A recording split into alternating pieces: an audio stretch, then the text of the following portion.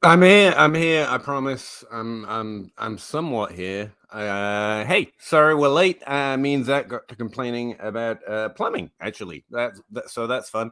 Yeah, Dynasty Ground. Welcome back. Looking at weekly events and trying to make Dynasty level takes out of it. Unfortunately, this week, Dynasty Outhouse couldn't make it with us. Russ Fisher is busy or needs a break or something from me, so he's not around. But I did manage to get Zach Reed from the Dynasty Dummies podcast in to fill in, so it's not just a me heavy episode. You'll all be happy to know.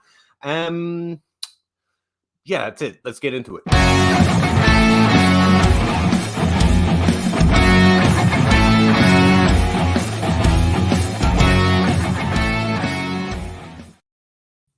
Hey Zach. Yeah, I'm not with it today. I didn't realize till I tried to do that introduction, it didn't come naturally. To me. I was like, "What am I? Who am I? Oh, no, I'm not with it. My head's been in U-bends all day, and or it feels like it, and I'm just not with it today. How you doing, bud? I'm doing well. I'm personally disappointed Russ isn't here because I think he does a much better I job know, right? with the weekly stuff than I do. But I'm glad to be here. Glad to be back. I'm pretty sure you said that I am with the Dynasty Dummies podcast. I think the last three podcasts I've done have been on your show, so maybe I am Zach Reed of the Peter Howard podcast family at this point. Yeah, whenever I announce I've got a guest, I think anyone that listens to my podcast, whether already knows who it is. It's like, oh, he's Zach. Zach's come along. Cool. Hey, John, what's up, man? Appreciate you checking it out. Yeah, we try to talk dynasty in a weekly lens. You know, things are happening right now. Some dynasty teams are trying to win. Some are mine are all done. Mine, apart from one. Been done for a while. So what do you do? Often people in the chat just like to ask trade questions. Who should I trade for? Who should I not trade for? Would you do this trade? But often some other questions come along. We welcome all of them, obviously. So I didn't make notes. I didn't even make notes. Like what? Just I don't know what happened in week 10, despite having made projections. Yeah, I know some things, but let me ask more broadly. Like, who is? I've been trying to kind of frame weekly advice, like getting better at the weekly stuff this year. God, what are words anyway, really? And one of the things I've been doing for myself is trying to make like a tiered list of targets in Dynasty, and some are just in all situations. I try to make trades for these players. Obviously, it depends on the capital. You have or the players you have to trade or the picks you have to trade. A lot of things can trades are very situationally dependent. But I've been trying to think more that way. Some players I would be more gunning for if I'm winning, or more gunning for if I'm already done.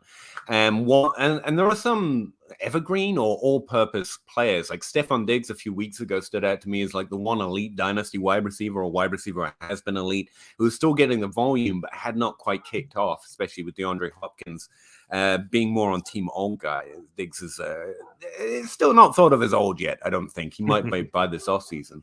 So I'm trying to waffle here, but hopefully you've got some ideas on like who for you. Like for running back for us, it's been like evergreen.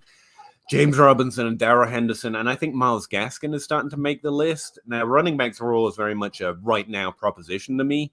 But there are also some running backs that are pretty much in any team, whether you're winning or losing. I think it's a good idea to get Jonathan Taylor, DeAndre Swift, or Najee Harris, just because they're also young and getting the volume. But do you have any players in particular, any position, anyone in particular? Like if we had John Bosch, he'd just be talking about Kyle Pitts, for example. Well, so Happy week 11, Joe. oh cow, you look at your chat. Your chat is just lit up. We They're got expecting Russ. It's great yeah. when you got Russ and everyone's like, "Oh, Russ, yeah, let's go talk." To quote Bob Dylan, "It ain't me, babe." But no, we got some good things going on in the chat. We got a Juju question. I'm on the keep Juju side. Yeah. That's one of the reasons I targeted him heavily this offseason. It's because even if this happened, I feel pretty comfortable with like a 25-year-old wide receiver with a top 12 season on his resume. I think that's pretty good hold. But I mean, this is a worst case scenario, to be fair. And I've come to really appreciate Deontay Johnson or appreciate that I wasn't appreciating Deontay Johnson enough. He's been impressive last year, now this year especially. Claypool is interesting. Like someone was, and I haven't responded yet. Someone just asked me a Chase Claypool question because I'm like, I don't know where I'm at on him yet. But sorry, I ran on. Your Juju thoughts? No, I'm right with you. It's the old Jacob Rick Road with the chart about top 24 players and how they tend to repeat, and the fact that Juju is still young and potentially will end up on another team. Obviously, this year with the injury, with the situation, with that whole kind of Roethlisberger and that whole team has been not ideal for him. I was kind of surprised he ended up back there, to be honest. Yeah, a little bit. He's a team-minded player, a person, I guess. Like he likes, but that would seem like a personal decision. The other thing about Juju, though, and this has nothing to do with football, which I know you love. I know you love to just stroll with me down Narrative Street. But Juju Smith-Schuster is a guy I like to have on my teams because I enjoy him as a human being. And he's very fun. You don't always get that, and so anytime I can have a player like that on my squads, I'm buying in, especially because I believe in him as a talent too. Yeah, BJ, I think it's an interesting question because I don't think many people are looking to trade for him outside of me, and he's on all my teams already. So, like, I got no move there. I think he's a really interesting player to trade for because of that. So it's more of I'm interested in seeing where whoever has him on in my league is at, because there's a significant, it's a concern for me when a player doesn't earn and create volume for themselves. That's the signal I listen to. And look, Juju's struggled last 2 years. And that's notable. I think there are reasons to be concerned. I just find that it benefits me to, be stubborn about it. I remember who has been good. It might never happen again. OBJ definitely doesn't seem to be repeating, but it works more times than it doesn't. And right now, I don't think he's more than a second-round pick. So that's kind of where my head's at. But yeah, just throwing that out to you. Bob's pointing out that I listed it at 10:30. That's because Facebook won't let me live stream to them because we're always a few minutes late. And if you're late, Facebook just like, no. And I figured that one out. But I did tell everyone it was 9:30. I'm trying my best, Bob, okay? John Sharkey, again, how you doing, bud? I've been holding Juju. Don't think you'll get... Yeah, that's the thing. What do you get for him? And that's the right way to think about it. Like, if you get a first, it's a very good trade for the Juju side right now. Personally, I'm still holding. I think this player is good, and I think I can be more certain of that than most rookie picks, unless they're very top tier, like, the top 3 picks, I guess. Maybe I would consider it, but personally, like I will take what I've seen so far kind of side, and no one is going to offer you a first round pick, so that makes him a hold or potentially trade for. We'll see what the offseason brings. A whole bunch of wild stuff into this equation, but right now that's where I'm at. I mean, I literally don't think his value could get lower. It's either this or nothing for Juju, because no one's gonna really be targeting him. It's gonna be a hard sell to add him to a trade, unless you got someone like me, stubborn fool in your league, who's actually sending you offers on it. So I just think from here on out, his value can climb or it can turn to dust. So yeah, just keep waiting. Joey, just traded Michael Thomas. I've done that, but it's because sorry, I'm going to read the rest of it. Joey traded Michael Thomas a last 2022 first-round pick and a mid-22 first-round pick, so late and mid, for Hopkins and a top 3 2022 first. I'm in first and need a win bad, I guess. Wait, well, you can't comment on typos. I'm not commenting. I'm trying to figure it out as I go. This is live reading. That's what you get. I had Rob Ridley Revisca. Yeah, that makes sense. Hopkins has been a mystery to me a little bit this season, where I still think he's DeAndre Hopkins, and he seemed to be recovering from injury a little bit. But I think he did fine right there. The interesting thing about Michael Thomas is he's a buy for me. Like, he's on Team All Guy now, and I imagine I'll be trying to add to him. But this season, I've actually traded him away in a few places because he was injured to try and get more points, much like what you did right there. And the fact you improved your first round value, that seems solid to me. It's one of the weird things about first round picks, right? It's not an even line. Top 5 picks mean a hell of a lot more than late first round picks, even though a lot of the best players come late. Especially at this point in the season, I'm thinking of rookie picks of things I can trade more than players I want to select, though. But the fact is that higher ranked pick is going to have so much more tradability. Well, and increasingly so from here on. Sorry, especially if that's a super flex league, because a top 3 pick could end up being a quarterback, and if you are fine with quarterbacks, then you can roll that into another pick plus, and so I dig this one. I would much rather have if I'm debating on team old guy, Hopkins and Michael Thomas are right around the same age, the same ilk, and I would much rather have Hopkins in his situation than Michael Thomas with whatever he's been doing on field, off field, in the training room in the last 2 years, plus that top 3 first. I like that, Joey. I think you've done well. I think you've traded one productive wide receiver for another who's actually playing right now and improves. I honestly think that early first is worth more than 2 mid to late firsts, and will be definitely as we increasingly get towards the draft. Like the running backs in this class, I don't even know who they are, but they're going to be really highly sought after, is my suspicion, just because we've got so many older running backs. We're going to try and get hyped about the younger running backs. So yeah, those are our thoughts. Joey, hope it helps. John, Devontae Smith for Elijah Moore in the mid first. I don't think the price difference is that wide. I take the Smith side if I have forced, but I barely think there's a second in terms of value separation between them. Yeah, I prefer Devontae Smith over Elijah Moore, but it's not a huge gap. I mean, they were one tier apart in my rookie evaluations. And this is something interesting that I do this periodically over the season, but I'll look at like the last 3 weeks to kind of see a trend.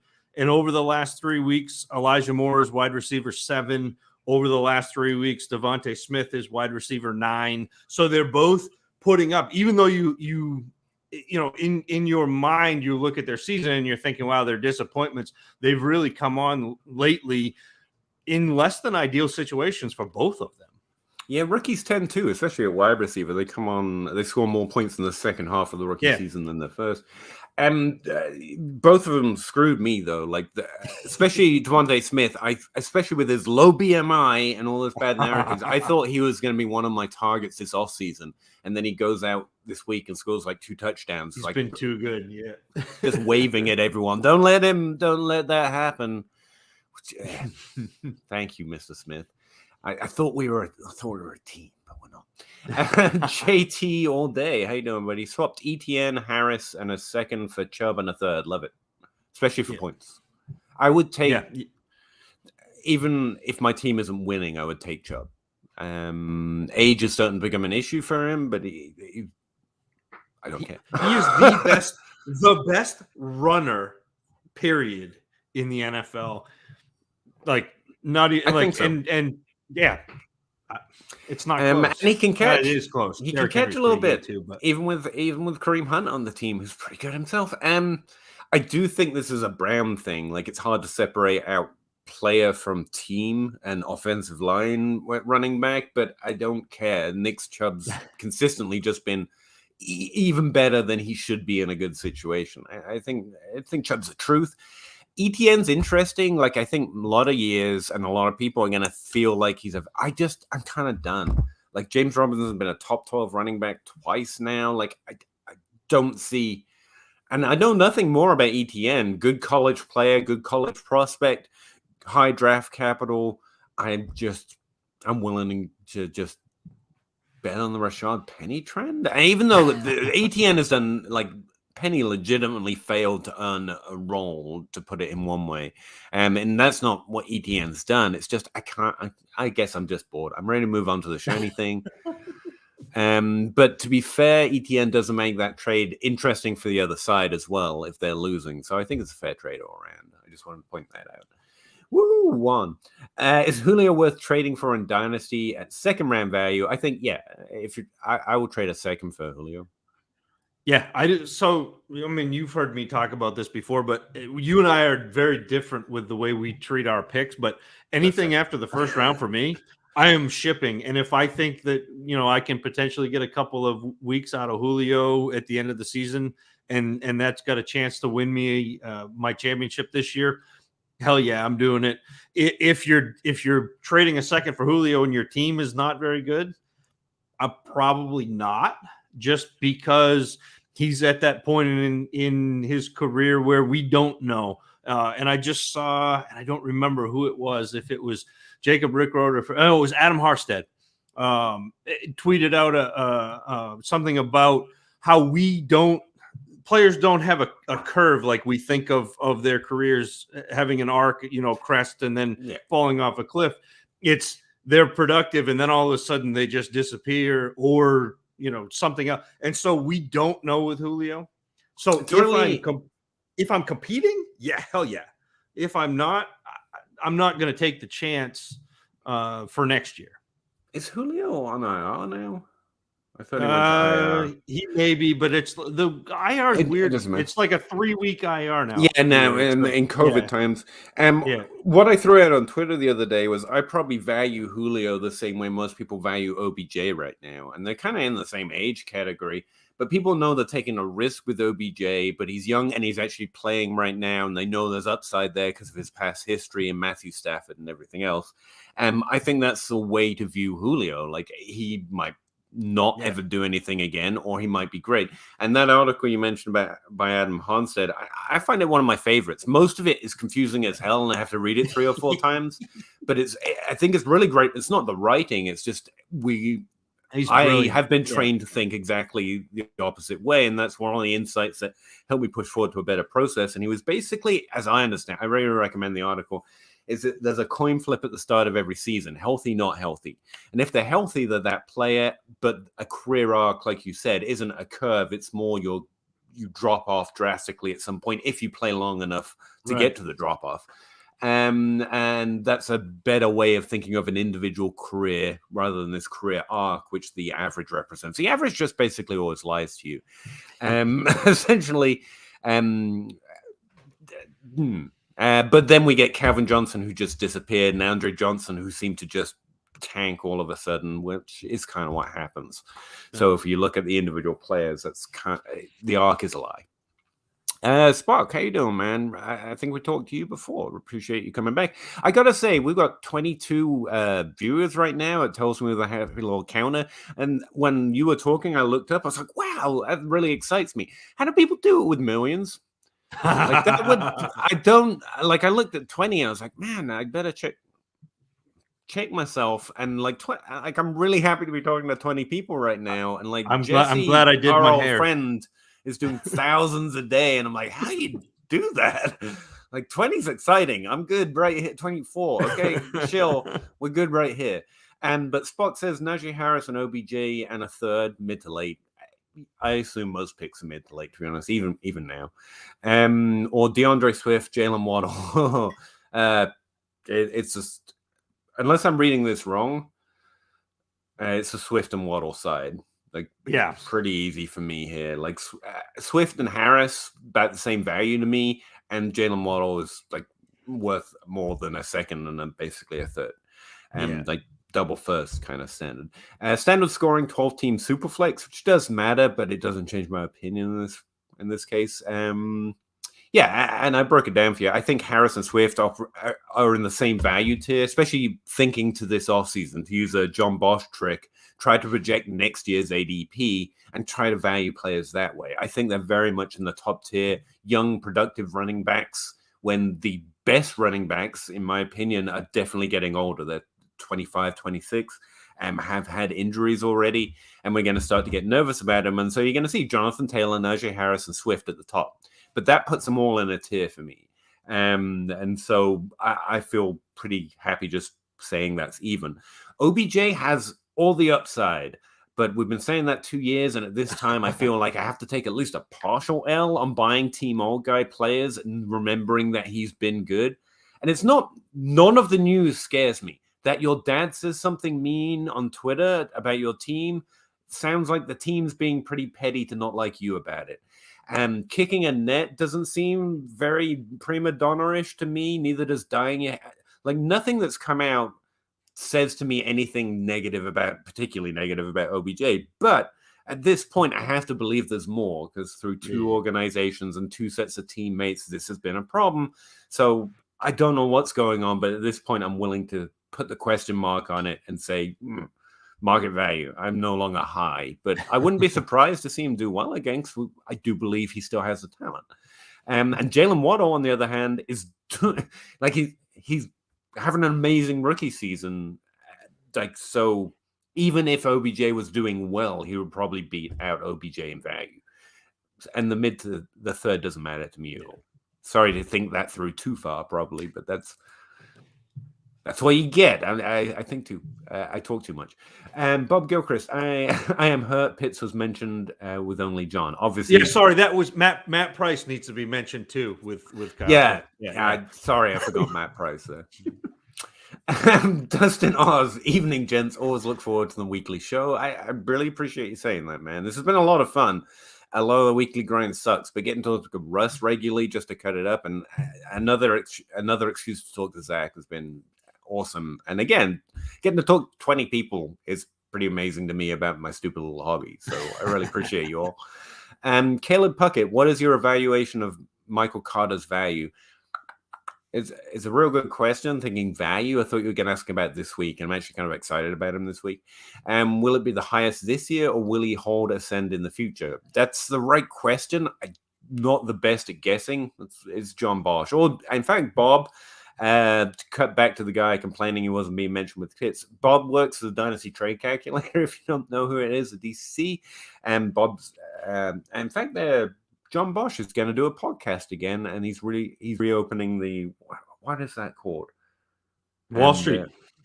Dynasty Wall Street. It's an awesome podcast about value.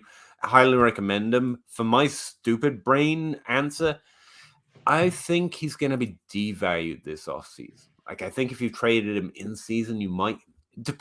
Everything depends on the offer. But right now he's scoring points. He's had over 16 points in the last 3 games. I think this week makes it 4 out of 5 because he's got a good matchup. He's a good player who's good receiving chops. On a team that's right now using them pretty well in the rushing game. I think by the time we get to the offseason, we're reminded that he's a small pass catching back on the Jets, and his value drops a little. So I will be exploring offers for him in season right now. But yeah, Zach? No, I'm with you. And I think that, well, he said 4 touchdowns and 104 carries. I think he's good. He's scoring a touchdown every 25 carries, though, and that's a bit, that's pretty tough to sustain. I mean, that's like a touchdown a game. That is a good point.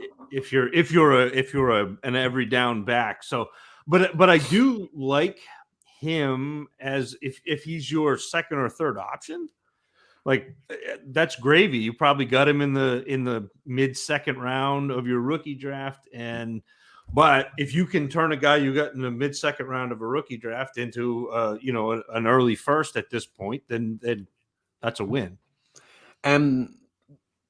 I don't know if that's a point worth going into, but it's interesting. If Keyshawn Vaughn was having Michael Carter's season, people would be victory lapping it. I feel a lot harder, and his value will be a lot more solid. Because believe it or not, I find in Dynasty, we have I intentionally have a hard time letting go of shit and things and valuations. And where Michael Carter was ranked a little bit below by most, and for some reason, we're more willing to downgrade him by the time we get to the offseason. Michael Carter is someone I want this season if I'm trying to compete. And very much like Zach said, as a third option. I think his value drops this offseason, though. If I were to guess, and running back is kind of always sell him if you're not using the points. And I like him. I liked him coming out. Like I had him at like 4. I did like too. like running back 4, or 5 or 6, like right in there. Like you had Javonte and Harris, and then Etienne Gainwell, and then it was like Michael Carter, Jamar Jefferson, like right in that area. I kind of love that type of run. We talked about him on Crossroads. I was like, he's a smaller guy, but he's thick. A pass catcher. And he's a pass catcher. Yeah. His team seems to value him. I think he's good. It's just, sorry, Karen. No, you and I are in lockstep on this. It's if you can get somebody to overpay right now because he's been the running back 3 over the last 3 weeks, then do it. All right. Do you like the new background and stuff, by the way? I like they finally came through for us and put some time in. And again, Moody from DLF actually made us something instead of something I whipped up on the internet in 5 minutes. And I think it looks swanky, but it's just fitting. Dynasty Outhouse isn't here for it. Don't you think? I've been mesmerized by the background. So beautiful. I was bumping to your 2 opens where you had the countdown, and then you had the next one, and then all of a sudden it comes in live and it says now with Russ Fisher. Sorry about that. Okay. I see how it is. Well, you're a guest. I don't know what to tell you. You refuse to be a permanent fixture. Joey, in first, good job. Clinch playoffs. You probably should not ask my advice. You seem to be doing fine, but I'm happy to offer an opinion, man. Team looks great except for my QB2 in Superflex. Yeah. I have Mahomes, Lance, Watson. That it is a little rough at the QB2. I have my QBs long term. I don't think you do, to be honest, but that's me. Big Ben's a rough spot for your team for sure. If you're asking who I would target as a QB2, it's Tom Brady in Dynasty. And like that's the thing that I mentioned a few last time we had this question, and then I was like, wait, no, forget all that. Just Tom Brady. No one wants him in Dynasty. He's scoring points, and it's Tom Brady. So Tom Brady's probably the answer. I think Dak's a little undervalued right now. If you want someone with a little bit more long-term value, or Jalen Hurts, just don't care that everyone thinks he's done. Like I think he's a little bit better than that, and he's actually still scoring points, and so you can think of it as a short-term bet with potential long upside. Those are the names that occur to me. Anyone else for you? No, I like that. The way I would attack this though is I'm still not convinced that Deshaun Watson plays next year, which I know that's like projecting out, but like he has either got to go to trial or settle. And then once that happens, he still has to face punishment from the league. Like he's not being punished yet. He's being set by his team or traded, but the league hasn't come down with anything.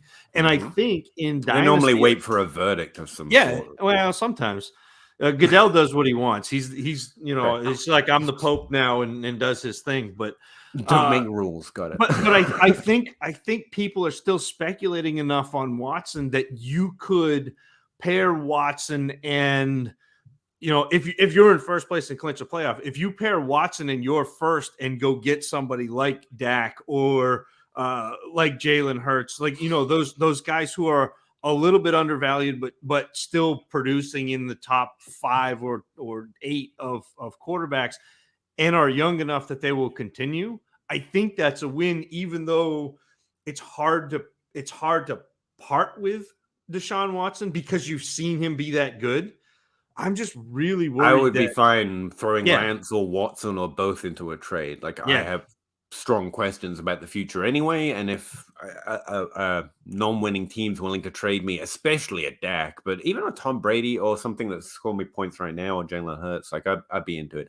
I don't like weird. Actually, I love weird, but I like certain types of weird and high drafted quarterbacks who don't get on the field who are not behind Brett Favre is a little weird to think they're going to be everything they were hyped up to be. But and that's Lance, and I was always a little shaky on him, so I'm probably not the person to listen to. And then Watson, like I just take the under on these situations. It's like I don't know, I don't know, and so it all goes into a let's just be a little safer pile. But I'm a scared little nerdy human, so maybe. And you also have to like this. If I had that team, I'm going and looking at like the bottom 4 or 5 teams, and I'm looking at their quarterbacks. And if there's a team with Lamar Jackson that's down there, I'm sending out that offer. If there's a team with Dak down there, I'm sending out that offer. Like that's what I'm doing. And if none of those bottom 4 or 5 teams have a quarterback like that, then I probably will back Watson out of a deal and try to go after somebody like Carson Wentz or somebody who's not quite that name, but they're still scoring you enough points to be a QB2, even if it's ugly. Yeah. That seems fair to me. Paul, how you doing, buddy? I got offered Noah Fant and a 2022 first and a 2022 second for Trevor Lawrence. Is this a Superflex league? Because if so, no. No. If it isn't a Superflex league, yes. Yeah. Yep. Yeah. Joey Copeland, my draft is my first. Okay. Would you trade that for a QB to help? Yeah. Yes. Yeah, especially because he said he was in first place. Yes. Mm-hmm. Yes. Yeah, especially then. I was just going to make a broader point. Like, I give picks away like water. You shouldn't be as bad as me, but strongly consider it. For the right trade, I will throw in rookie pick value, especially if you're in first place, to win, because I really think we strongly overestimate how many chances we really get to make a push. Look at this year, how big brain you could have got like 90% of what's going to happen this year, right? And you have Derrick Henry and you have Aaron Jones, and so like, don't give it away like water like I do, but always be willing to think about it. If it's the right trade, if you're getting good players that aren't just dead by the end of the season as well, like it all depends on the offer. John Bosch, that's my John Bosch heuristic, although Dynasty House tells me it's not a heuristic, apparently. What time of year do you guys really start paying close attention to the upcoming draft class? I've been watching a lot of college football, and it's a blast. Don't do it; it's a waste of time. But it's a lot of.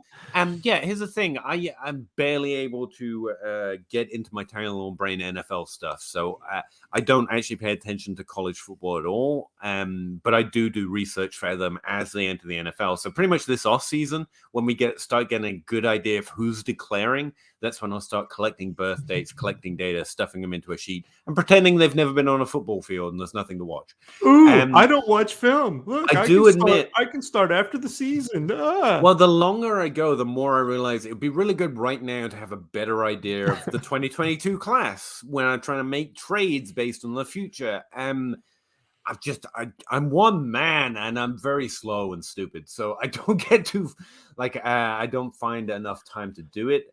But honestly, right, you're watching already, but definitely check out Ray GQ. Definitely check out Kane, Travis May from Rotoviz. Like, I follow them and I have their announcements, and most of the year I'm ignoring it, but especially right now when they pop up on the thread and like, what was that name? Okay, I need to know that name. Because they're already like fire analysts doing Devi right now, and probably start to become aware. And you're already watching, so you're ahead of me, man. And you probably should be. Well, and to your point, like I don't watch college games like now. I still haven't watched college football. It will be 2 more weeks for me before I start watching cut-ups. But I have, and it's funny you mentioned Travis and Ray, and like I have a running DM with myself where when they tweet a list of players, I just send that into my DM. So when I get ready to watch, I have a list of players. I don't have a ranking, but it's it's a list of these players that I need to watch. And so in a couple of weeks, I'll start watching, and then by mid-January, I'll have a pretty firm grasp of what I think of probably the top 30 or 40 players for fantasy football. And if you're a fantasy football player, I know everyone talks about, you got to get into Devi or you got to watch fantasy. Your rookie draft is not going to happen until probably April or May.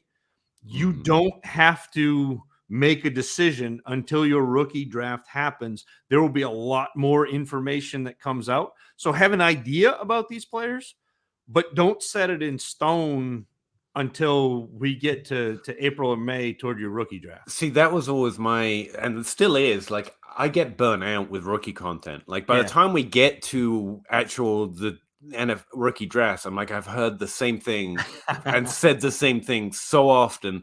And it always feels like I'm behind when I start my research. But then, like, 4 weeks in, I'm like, or I'm going to have to be saying this stuff for 2 months now.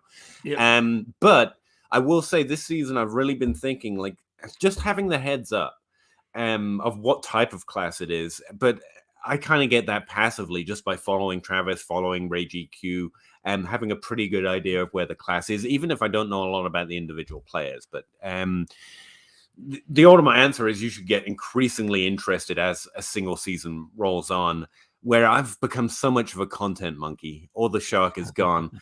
It's more about I have so much time to spend doing this, and so I don't have to have that content ready till then, so I can put it off a little while. But you, as just someone actually able to just have fun doing this, just get increasingly interested. If you're watching the games, just having fun watching the games, I think that sets you up pretty well at this point. And yeah, follow those guys. Bob Gilchrist. Don't know. I don't know. Contenders have been moving Juju for AB reserve on rebuilds. I don't know what that means. I don't know. Revert. He's saying if he's a contender, he's trying to get Antonio Brown for Juju. If he's on a rebuild, he's sending Antonio Brown and trying to get Juju. That's a good valuation. Yeah, that's fair. Yeah, and that's the thing about Juju. No one's going to want to give you picks because everyone knows picks have value and liquid value, and they increase. And but if you trade an older player that's productive and good, that might be a way to get it done. Joe Herbert, in your opinion, will Micah Carter and Elijah Moore be the primary backs on the respective teams in 2022? I don't think I'm ever going to place a bet on who's going to be the primary San Francisco running back. I just think I've seen so many people go down in flames doing it. And it's really next man up. I say, and I say a lot about the cult of Shanahan is genius. And I'm sure he's good, but and can't make any faults except when it comes to picking rookie players. But he does seem to approach it with a next man up mentality at all positions, and whether you like that or not. Elijah Mitchell will be it if healthy. But as we've seen with Raheem Mostert, someone else has came in and earned the role. You're just going to wait.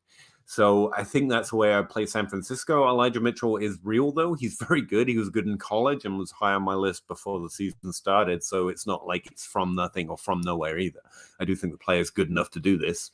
But the team does have a very clear intention to be next man up. Michael Carter, we talked about him a little bit before. I again think he's good. I think his value will drop a little this offseason, just because smaller running back on the Jets and running back in dynasty circles, it's going to be I like him. And there are not going to be many people who are gunning for him. Will he be the primary back?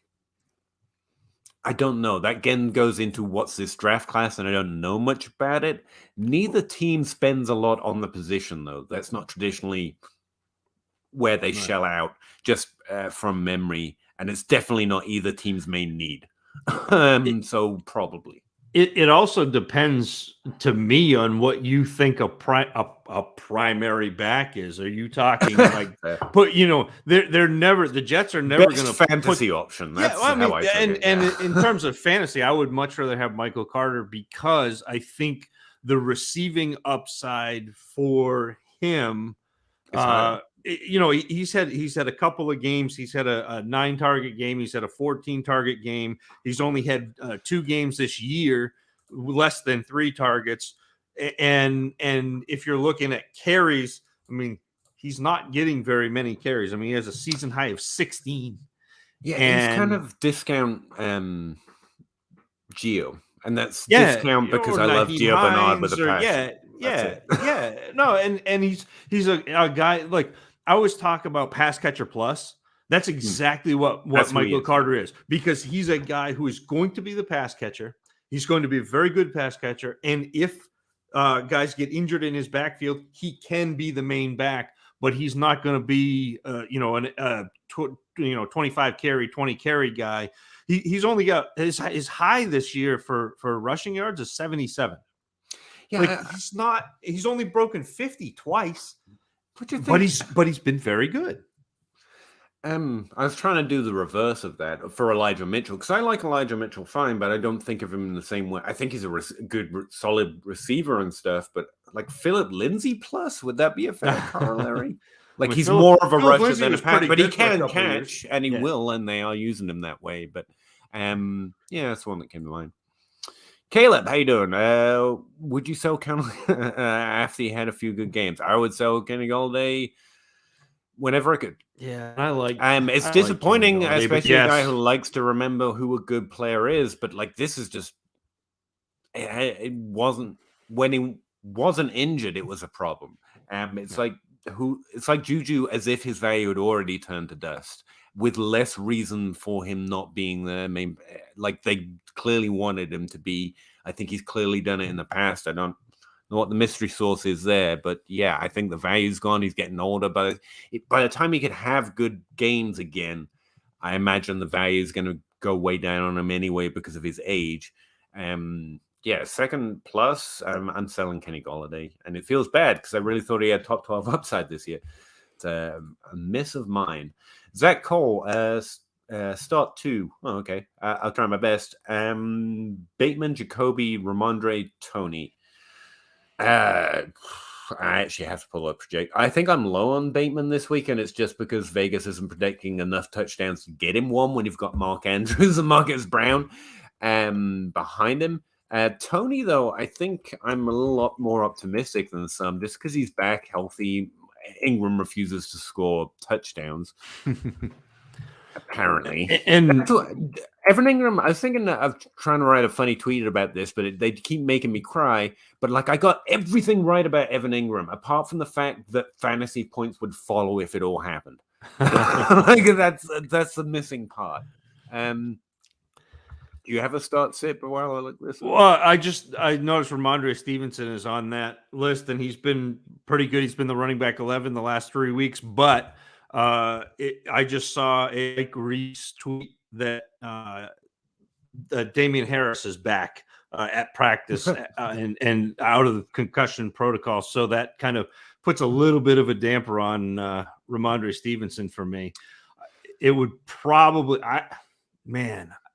right now I have it as Stevenson and Bateman, but yeah, projections are going to change with that news. So right. Yeah, Tony and Bateman would be my next leaders. Look, Jacoby Myers had his touchdown. He's got one game in a row. Another one's a streak. He's not due one anymore.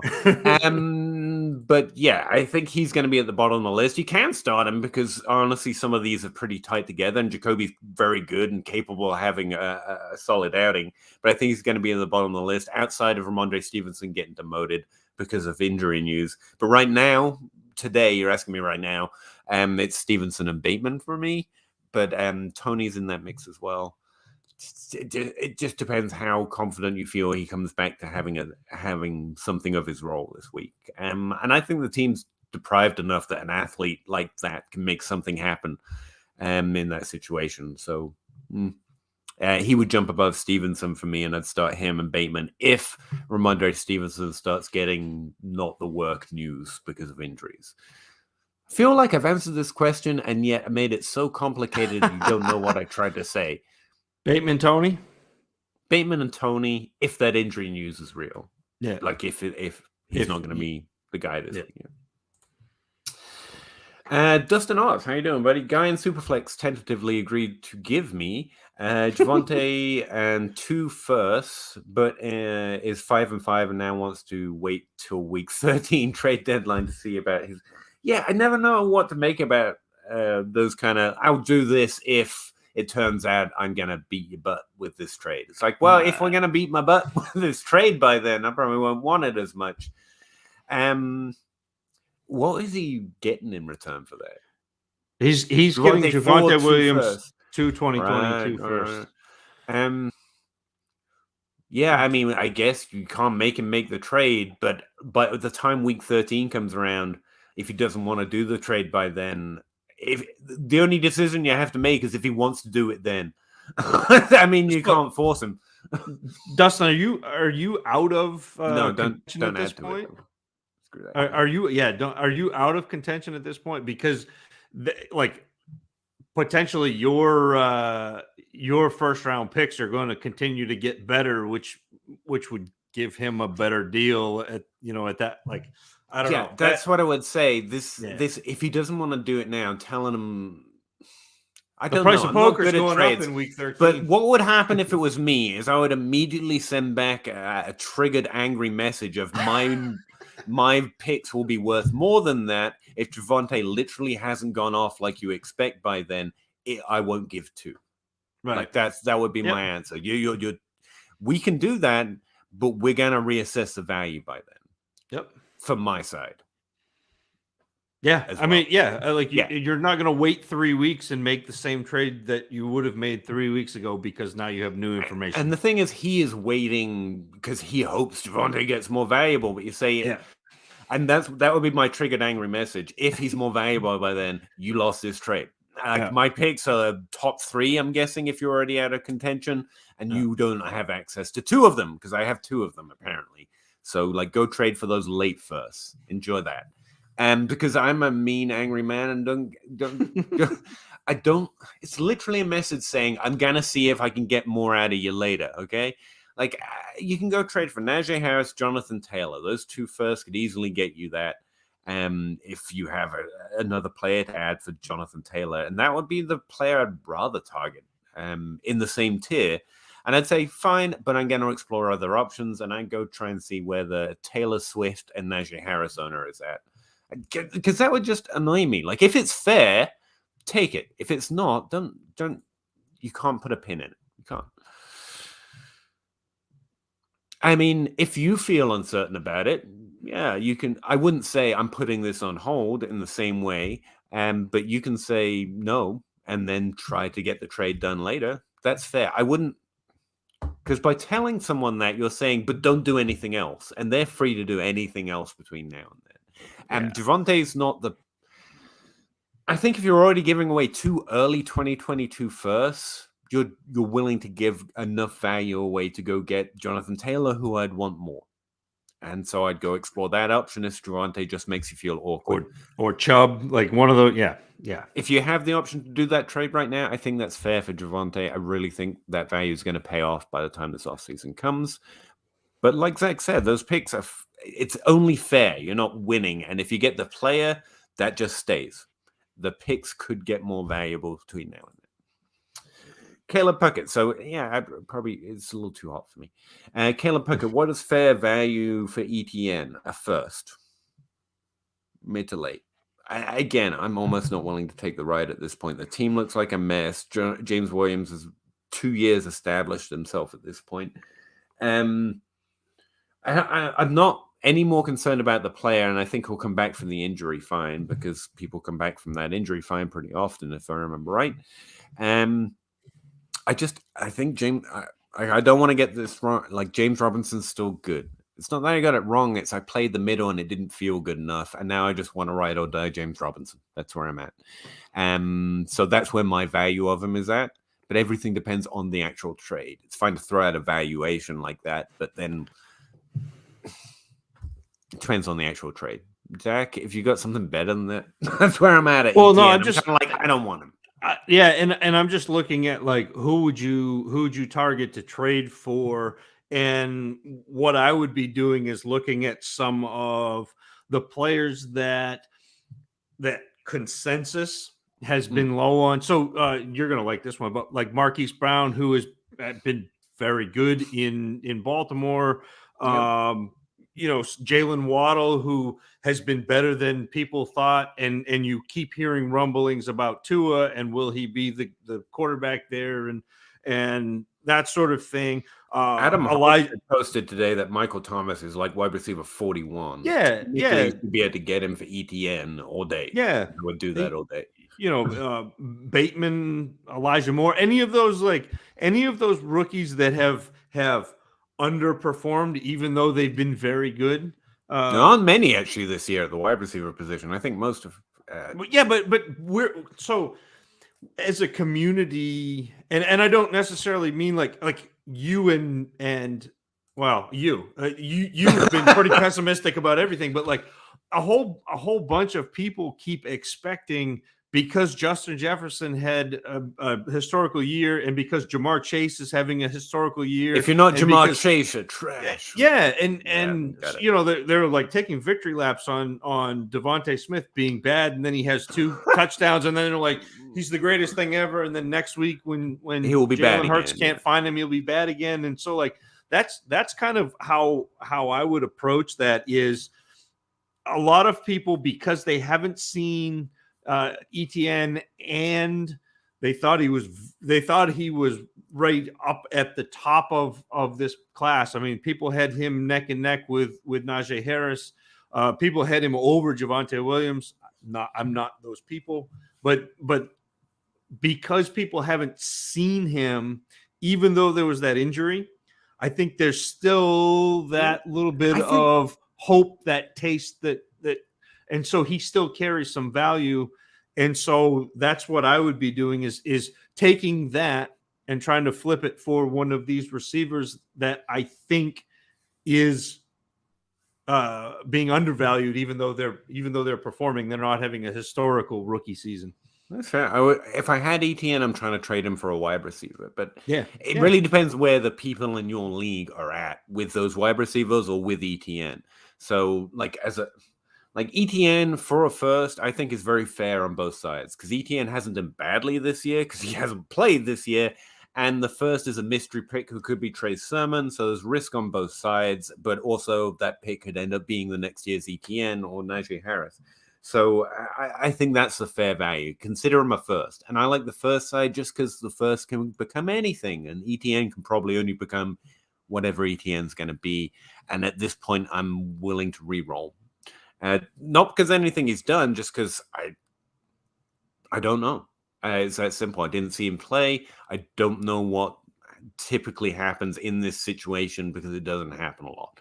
High drafted running backs gets injured for the first year after the team tries to replace a top 12 running back, and not just like a Davis top 12 running back, like a legit impressive top 12 running back. Instead, the injury happens and the top 12 running back comes out and again impresses overall. Like, I don't know what happens in that situation because it's very specific. And so for me, I'm kind of out.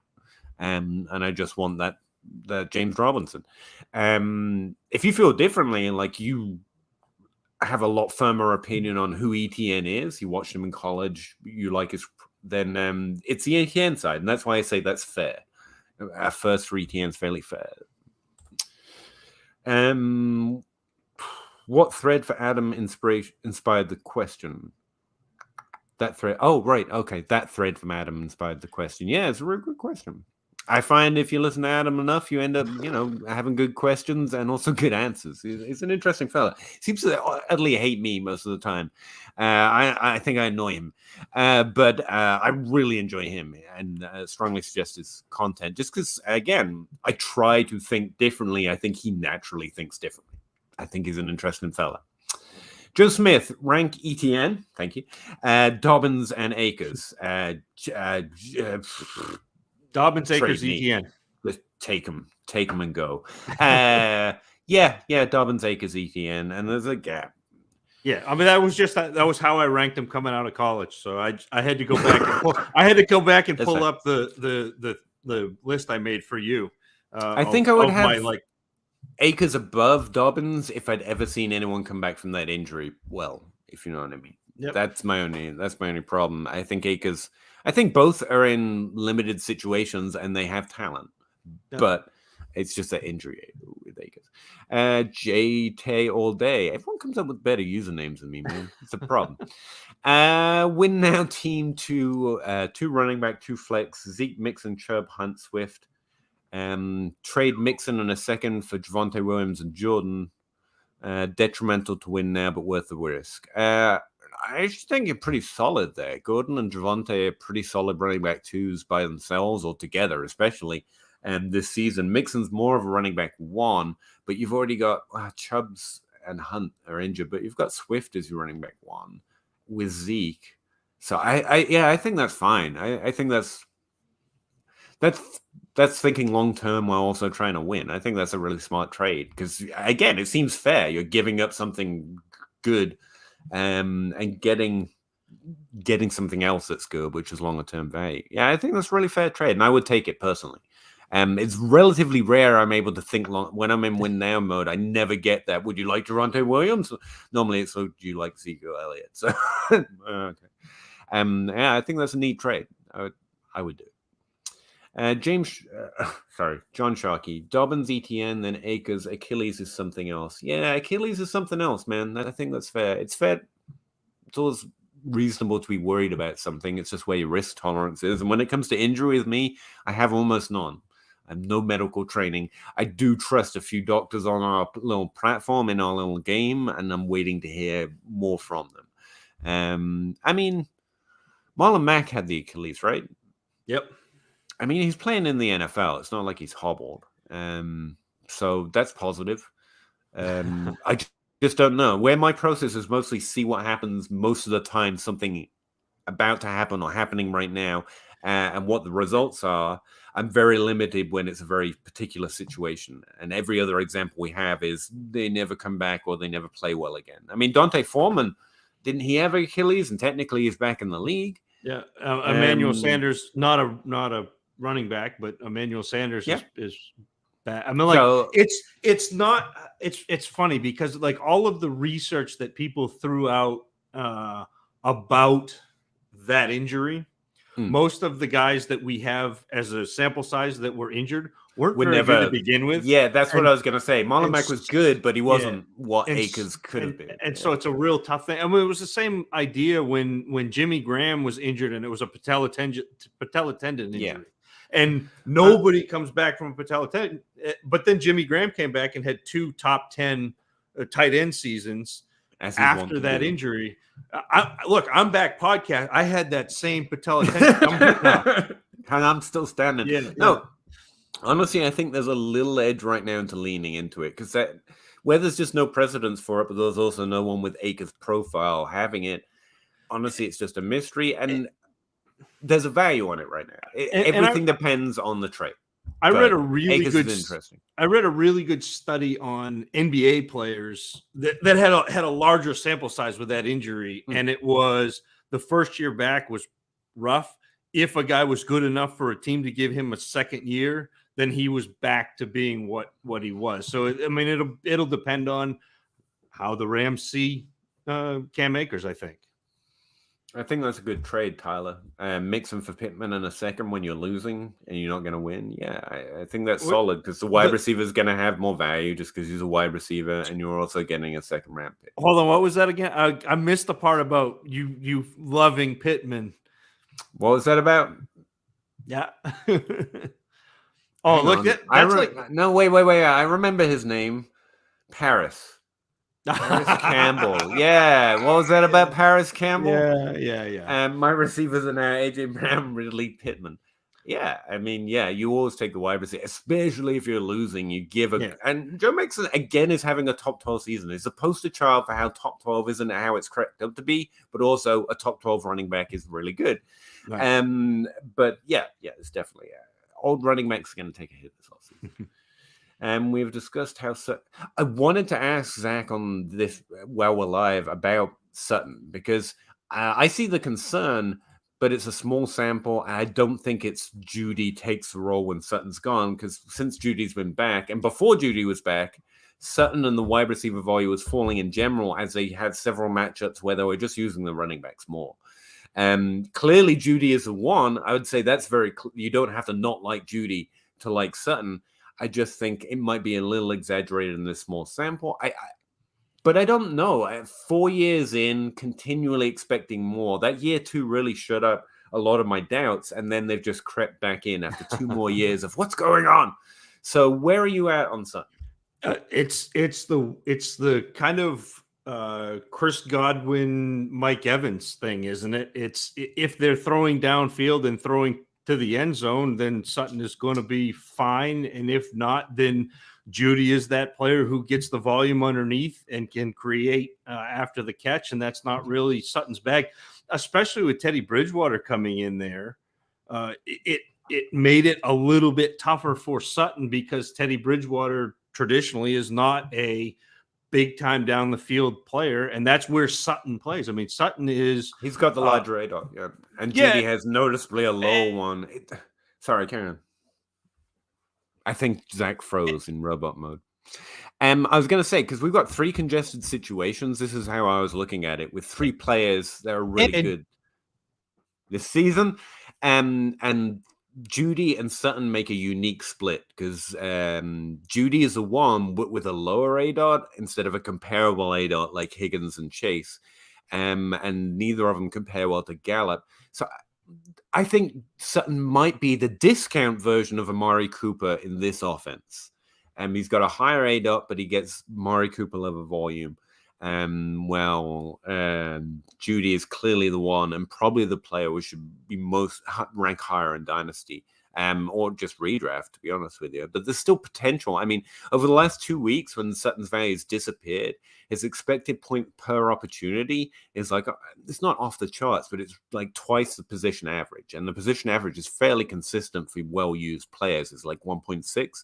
And the last 2 weeks, I think it's the last 2 weeks, Cortland Sutton has had like 2.7 expected points per touch. Now, those touches have been 3 targets. That's the problem. But like they're still giving him the ball in really valuable situations. I don't think his role is gone. And I think the loss of it might be exaggerated over a couple of heavy use running back weeks. Having said that, yeah, concerns are definitely creeping in right now through the last 2 weeks. Zach's still skipping around, so I'm just going to keep talking until he feels good enough to. Good enough. He's a little sick, guys. He's quarantined. Give him a minute. I'll ask him about Sutton when he comes back. Ken Moody. Hey, Ken, how you doing? Love this, by the way. Everyone loves it. Ramondre, talking about the background. Ramondre Stevenson, what is your take on him? What is your trade value threshold right now for him trading versus keeping to see how he develops? Thanks, guys. That's obviously a man who's used to kicking Dynasty writers in the teeth to actually write useful, valuable content. Like, make it actionable. Appreciate that, Ken. My take on Ramondre Stevenson, he's a really good rusher, specifically a rusher in college. He's following that through into the NFL. If he gets opportunity, he will be a good rusher. Raheem Mostert. Not that they play similar, but when they get volume, they're really good on it. I don't think he's much of a pass catcher, but I definitely think he's capable of doing this. Like most human beings, so he can catch the ball if they want to use him that way. But in New England, they're going to use him well when they need to. I do think he's a rushing running back, but long term, I don't think there's a lot of value there because he's a New England running back who mostly rushes. So if his value peaks up outside of just being a good player who can get volume and do well on it when he gets it, like if it's above a 2nd round pick, I'll take the value on Ramondre Stevenson in most situations because those players, their peak value tends to not come back in fantasy points, if you know what I mean. Zach, are you able to weigh in on that? Can you hear me? I can hear you, but it's very robot-y. It's very Maine-like. Remember Zach lives in Maine? I live in nowhere, but he lives in nowhere, Maine. It's a very different problem. But that's where I'm at. Where his value at, the over-under is at a 2nd round pick. Anything over it, I'll take the value. Anything at it or below it, I'll take Ramondre Stevenson. I think he's a good player. And how he develops, I know. It's a not weird question. It's an interesting question how a running back develops. Because I always think their skill sets are pretty well set by the time they get in a team. I tend to think of teams using them for their skill sets rather than developing them. I think that's much more of a receiving trait that teams will try to work them into the scheme or get them worked into a scheme. Running backs, it's not a simple job or an easier job by any means, but I don't think about their skill set that way. Maybe Zach will have thoughts on some of that at some point. Who knows? Am I back? This is the dirty. Oh no! No, I can hear you kind of. I'm not back. Gone a little. Am I back? I'm gonna take her off the screen a little while. Is Zach? Wave at me or something because I can still see you. Just for a second, okay? Hey, guy. Oh, no, we lost the background. That sucks. Yeah, sorry, this is honestly just a main internet connection. It happens a lot when we do our podcast as well. And mine's not much better, so the two of them working together can sometimes be tricky. Under Armour 12, Big Pappy. Again, better username than me. Trade Zach and Pollard for Elijah Mitchell, Amon-Ra, and 2 firsts, one each of the next 2 years. Depends what your team situation is. I think the value's there because those 2 firsts probably meet the value expectation of Zeke and Pollard. Elijah Mitchell and Rondo Amon-Ra thrown in, I'm all in. It sounds, when I started reading the trade, I thought I was just going to say no. But it really depends on your team situation. If you're running right now, just use Zeke. Okay, just keep it and use him to win. But those 2 picks, yeah, I would take that trade if I'm not like a locked in top 3 team right now. I can see you down there, Zach. I just waiting. Under Armour 12, a 12-team Superflex League. That helps, but honestly, it feels like a team situation. Like winning, losing. Are you 10-0 or are you 5-5? That depends which side I would take. Shavini? I'm gonna go with Shavini on this one. If the other guy feels like he's contending, he won't want to move Javonte. Yeah, that's the thing. That's interesting, actually. Javonte as a win now piece, maybe. But he's not a win now piece right now. I don't know. The guy's being a little cagey. I think he just wants to make sure he wins the trade. And I would go after Jonathan Taylor. I don't know what he wants. All right, let's check in with Zach here for a second. How you doing, Zach? I'm doing well. How are you tonight, Peter? Good. I'm doing very well. Thank you, sir. Just, casually struggling with the internet. Certain thoughts? I think that's where we left off. No, we were at Ramondre Stevenson. Oh, even better. Yeah, actually, you'd be definitely a guy to ask about. Well, and I was trying to say in my best robot voice that this is like the dirty underbelly that nobody talks about, the 0 RB thing, is when you acquire these players, there's often a chance to trade them in season, especially if you play this way in Dynasty. So week 10 fantasy running backs, Darrell Williams, 1L, was number 1 last week. Many L's? Yeah, Ramondre Stevenson was running back 2. A.J. Dillon was running back 3. Christian McCaffrey, Jonathan Taylor, we don't talk about them. But Dearness Johnson was running back 6. And Mark Ingram was running back 8. And this is like a 0 RB wet dream here. We're like, this is what you do when you draft those players, is you're looking at guys who are going to be the backups to potential top 12 running backs, because in weeks where those running backs are out, you're going to get fairly good production.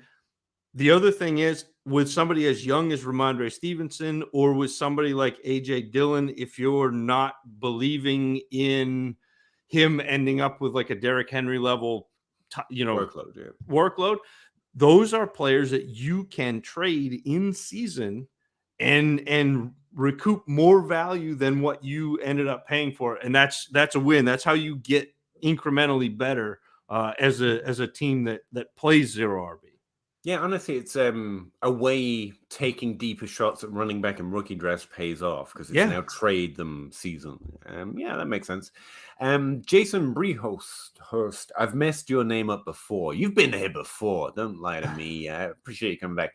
Hey, guys, what do you think of Ramondo Moore buy-sell trade, essentially, if you're not competing this year?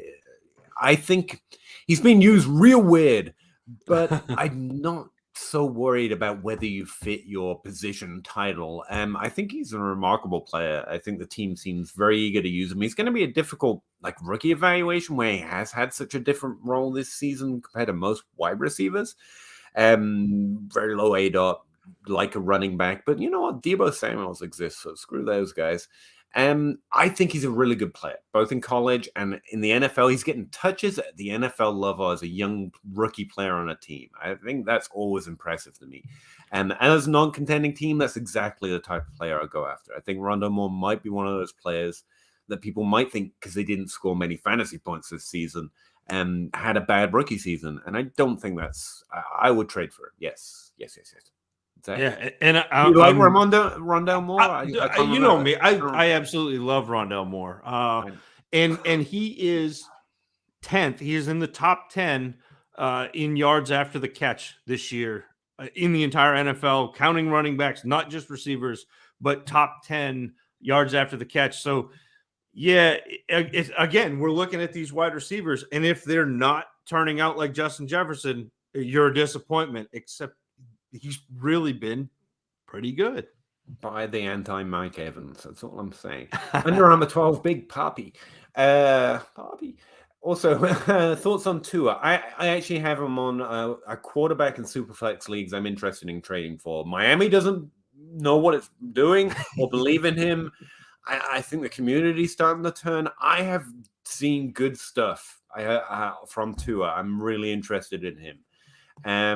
Trade for a second and Goff all day. Michael Carter and a first. Is that Tua for all of that? Tua and a second for Goff, Michael Carter, and a first. Sure, I guess. Yeah, I would take the Tua side in that, but that means both sides are probably getting a deal once you add the first in there. But Michael Carter is going to be productive. I think he's good. I think he's going to be undervalued this offseason. I just want Tua in a Superflex league. I really think he's like one of the last few players on the list that could have serious upside. It's him and Justin Fields.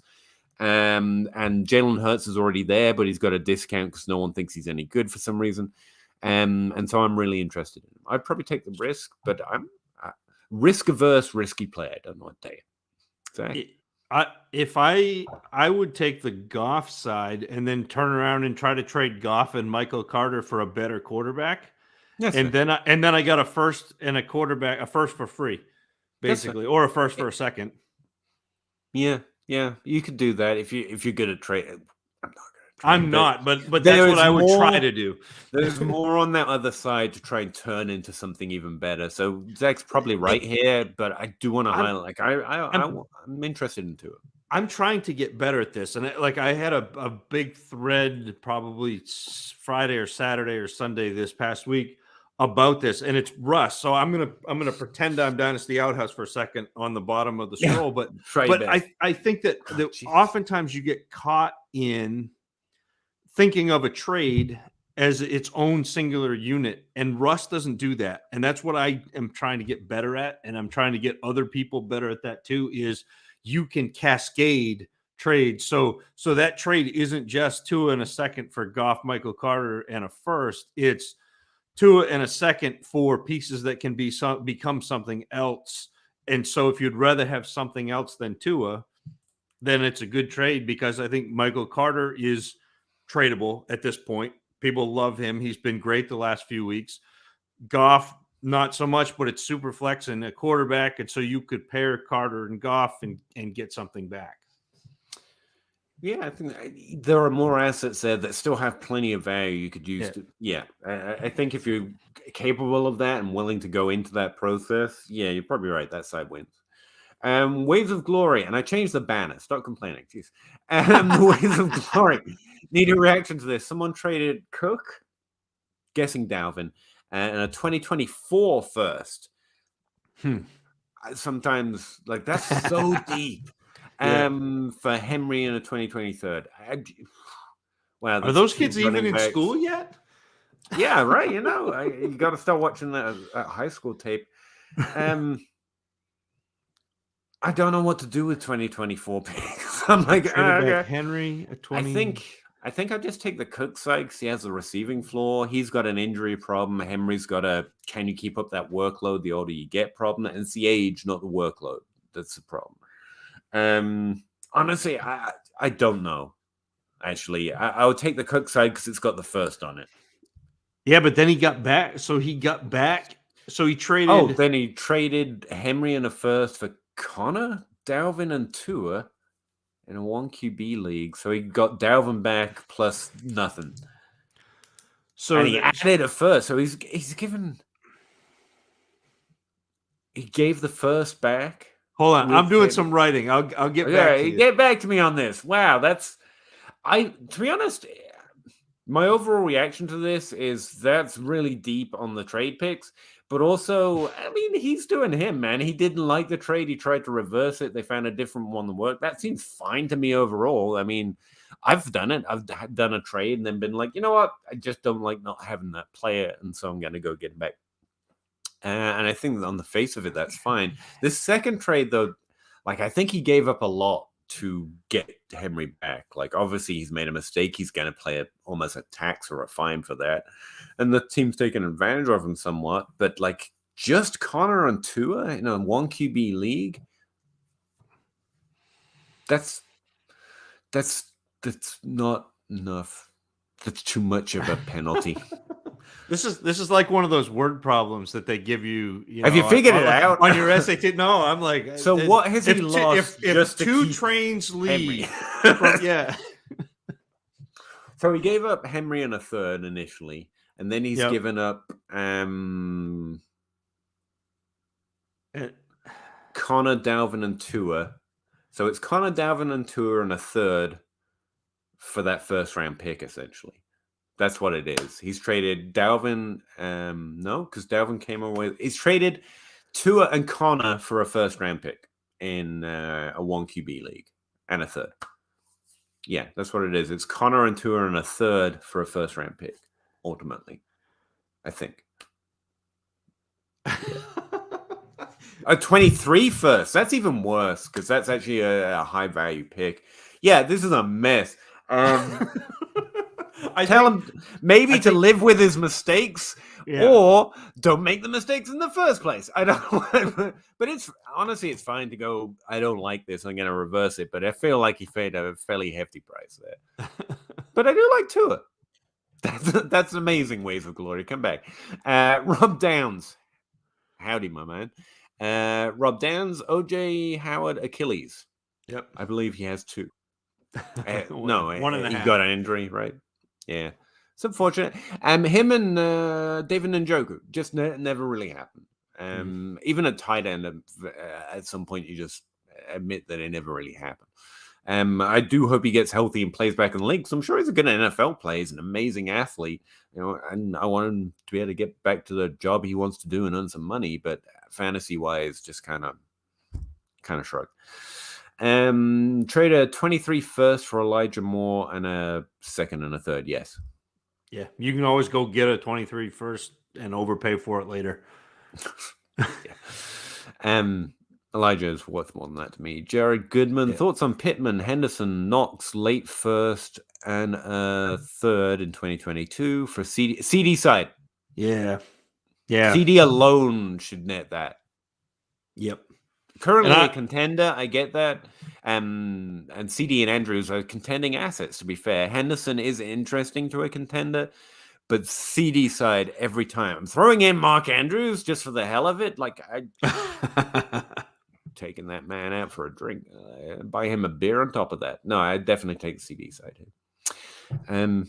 Where do you have CD Lamb ranked in Dynasty? Like projecting forward, like as a wide receiver.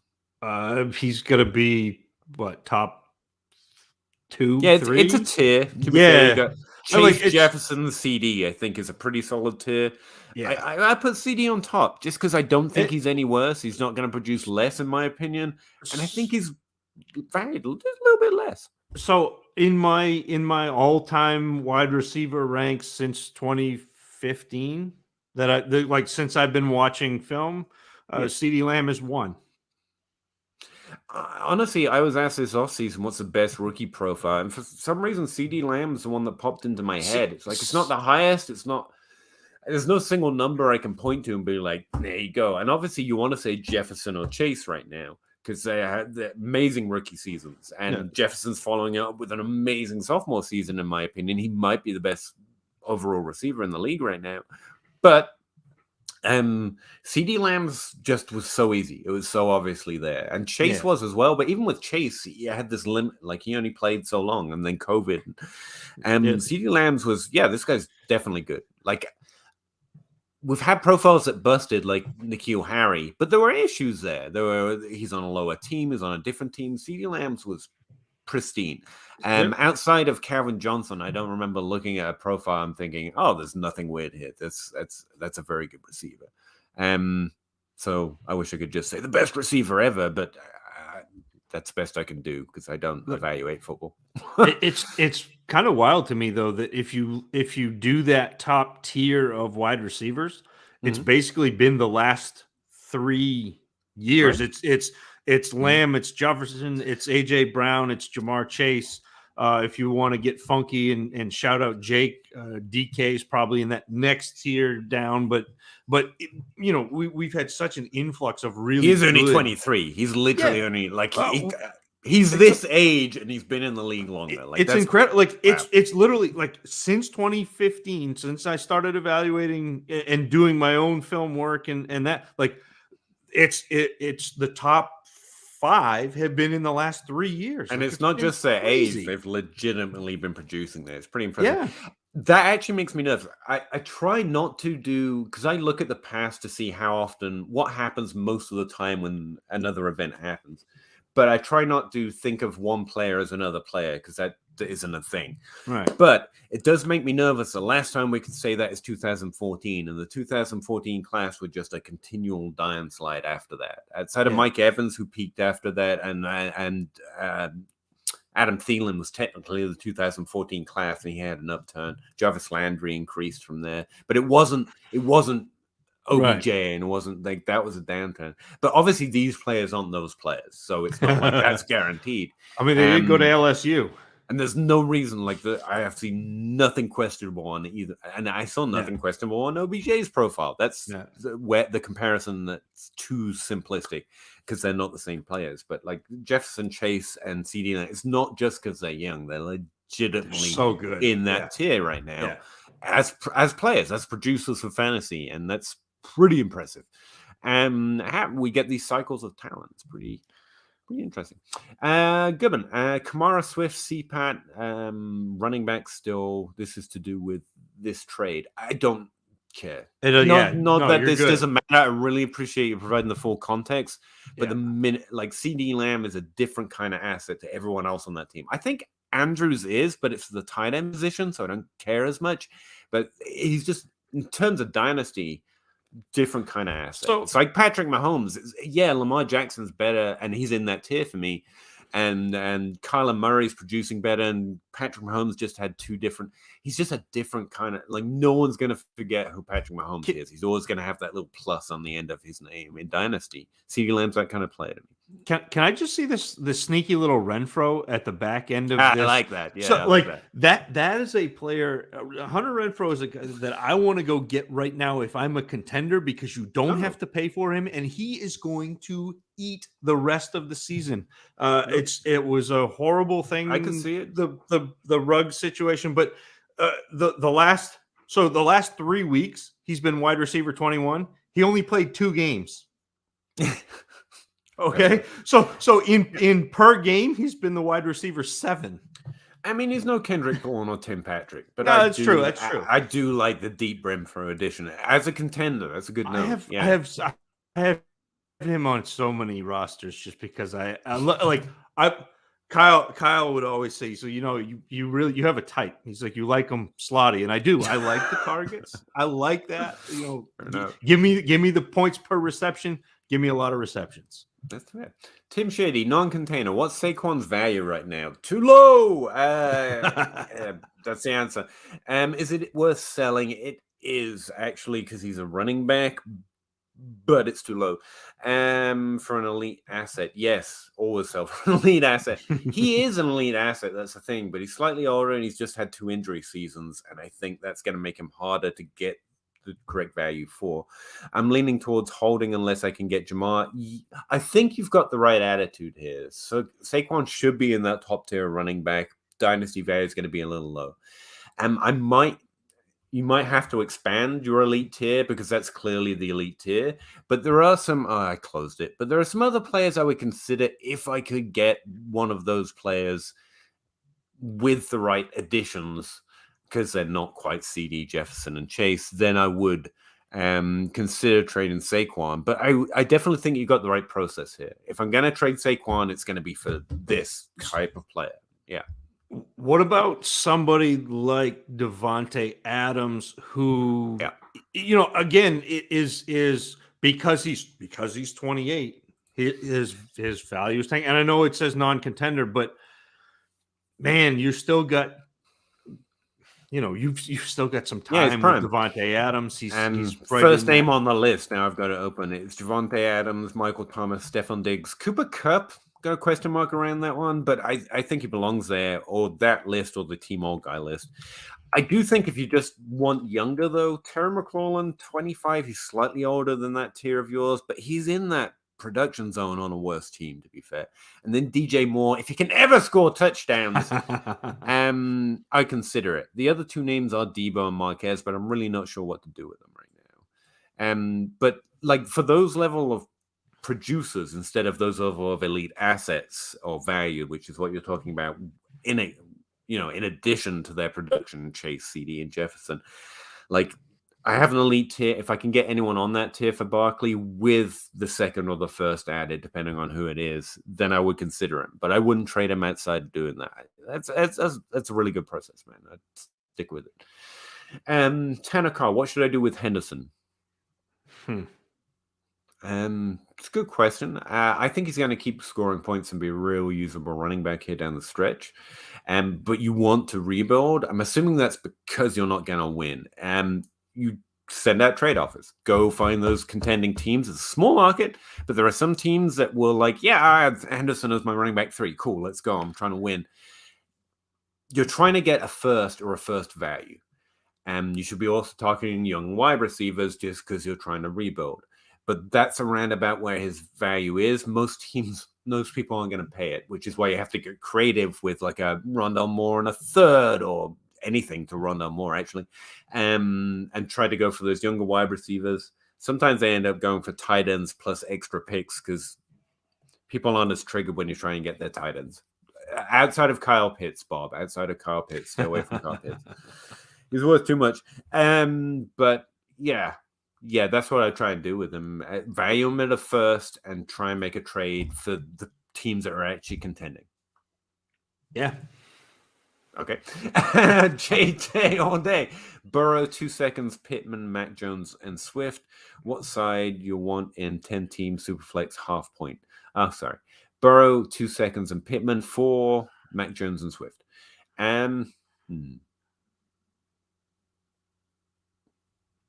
Bletch. That's pretty even. I'm honestly trying to get my head around that just because you've got Swift, who's the elite asset, but he's a running back, and you've got Pittman on the other side. Honestly, I think the answer here is Burrow in Superflex.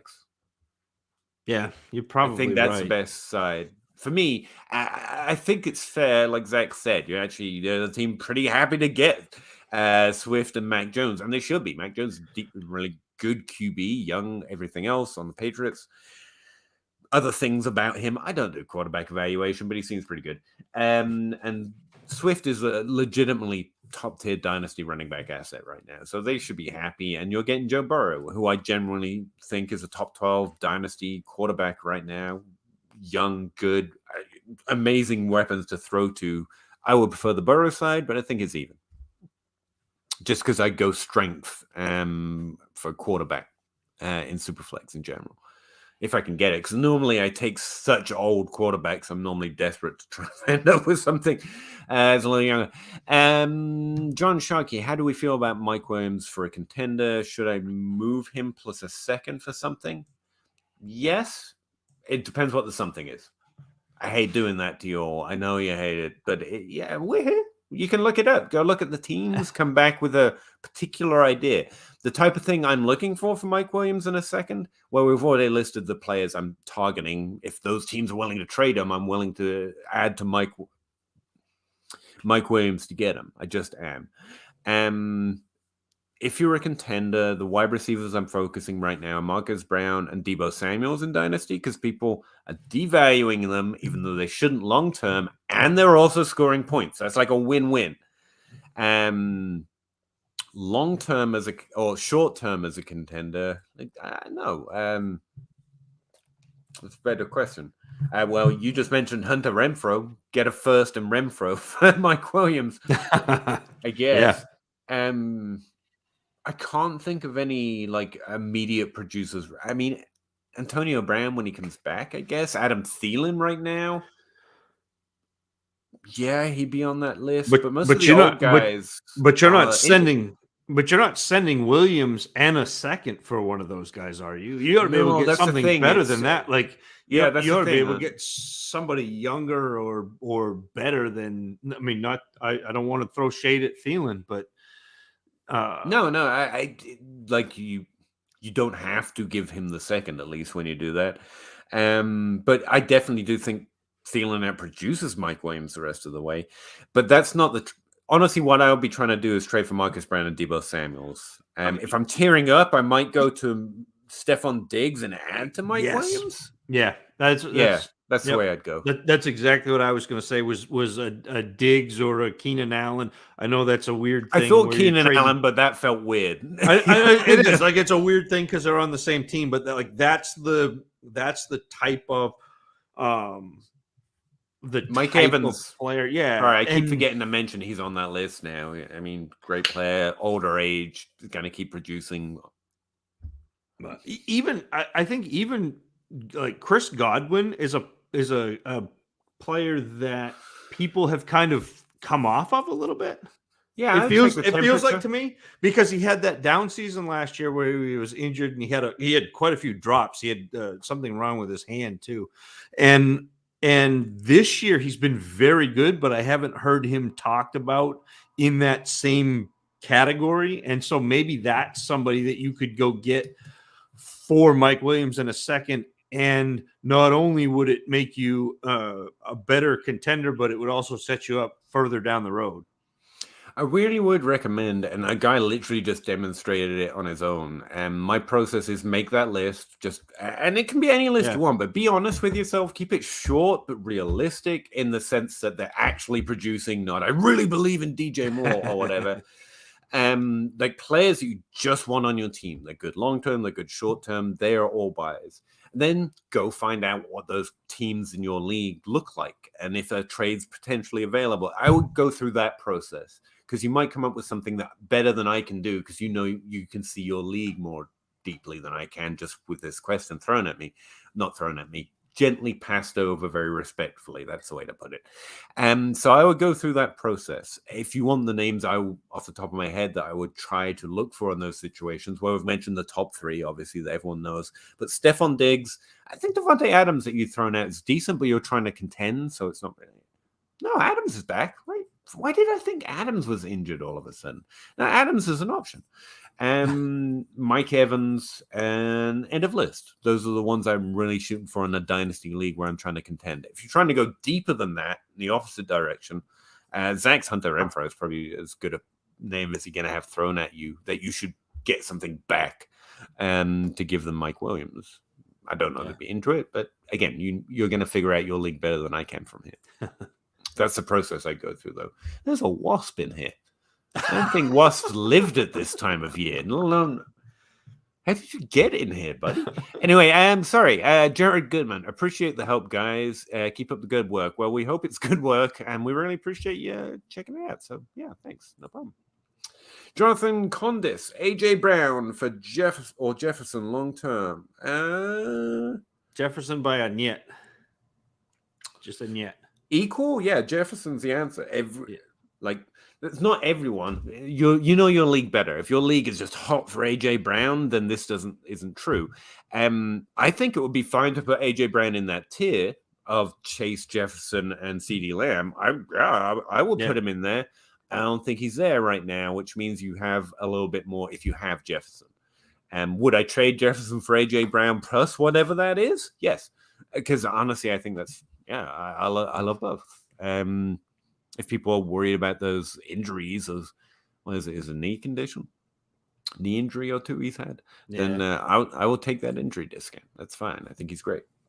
Bob Gilchrist, if you're trading for Adams, you're betting he plays with Rodgers next year. Look, Pitts has got Matt Ryan, who Like, I could throw left-handed better than Matt Ryan, and you love Pitts. Devontae Adams is still the best receiver. Watch him on the goal line, Bob. Watch him run that little quick slant on the goal line. Nobody can defend it, and it doesn't even matter if Jordan Love is throwing him the ball. He'll be fine. And if he goes somewhere else, he'll be even better. Yeah, I really don't adjust value for quarterback. I really don't. In fact, I will take that value if someone else is like, oh, no, what's going to happen to Michael Thomas now Drew Brees is gone? Oh, he's going to get injured. Okay, well, fine. I don't. I need freaking Teddy Bridgewater. That's below that. I get a little concerned, but normally take the value and play the long term because I think the play is good. And I know this freaks you out, Bob, but I'm okay playing 29-year-old wide receivers. Like, I'm fine if I only get to play them in 2 years. Yes. ETN and first for Barkley. All day, every day. I know. Feel like you should owe them something, but if you offer them something extra, they're going to figure it out. So just take it. What do you guys do with 3 firsts? Really depends how frisky. No, sorry.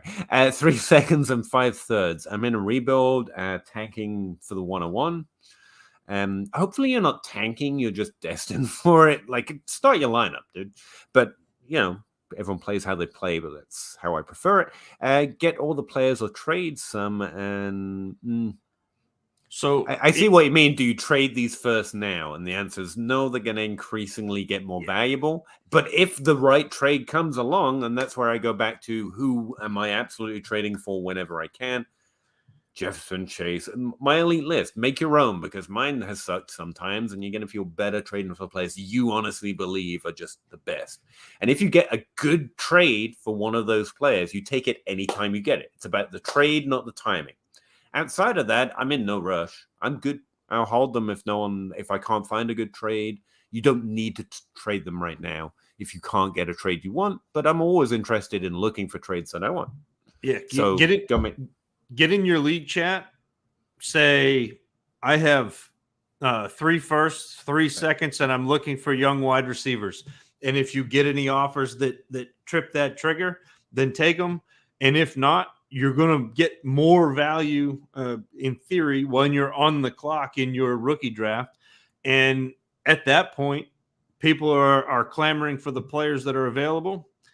And then I would probably end up moving. If I don't get young wide receivers before the draft, I would probably end up moving at least one of those into the 2023 draft. Trade out and trade into the next draft. Some along. Yeah, and it's that old kicking the can down a little bit, and you can take one of those, trade for a second in 2022 and a first in 2023, and now you got 4 seconds, and you can turn around and take 3 of those seconds and turn it into an early first again, and now you got 2 early firsts and 2 firsts next year, and all of a sudden you've rebuilt.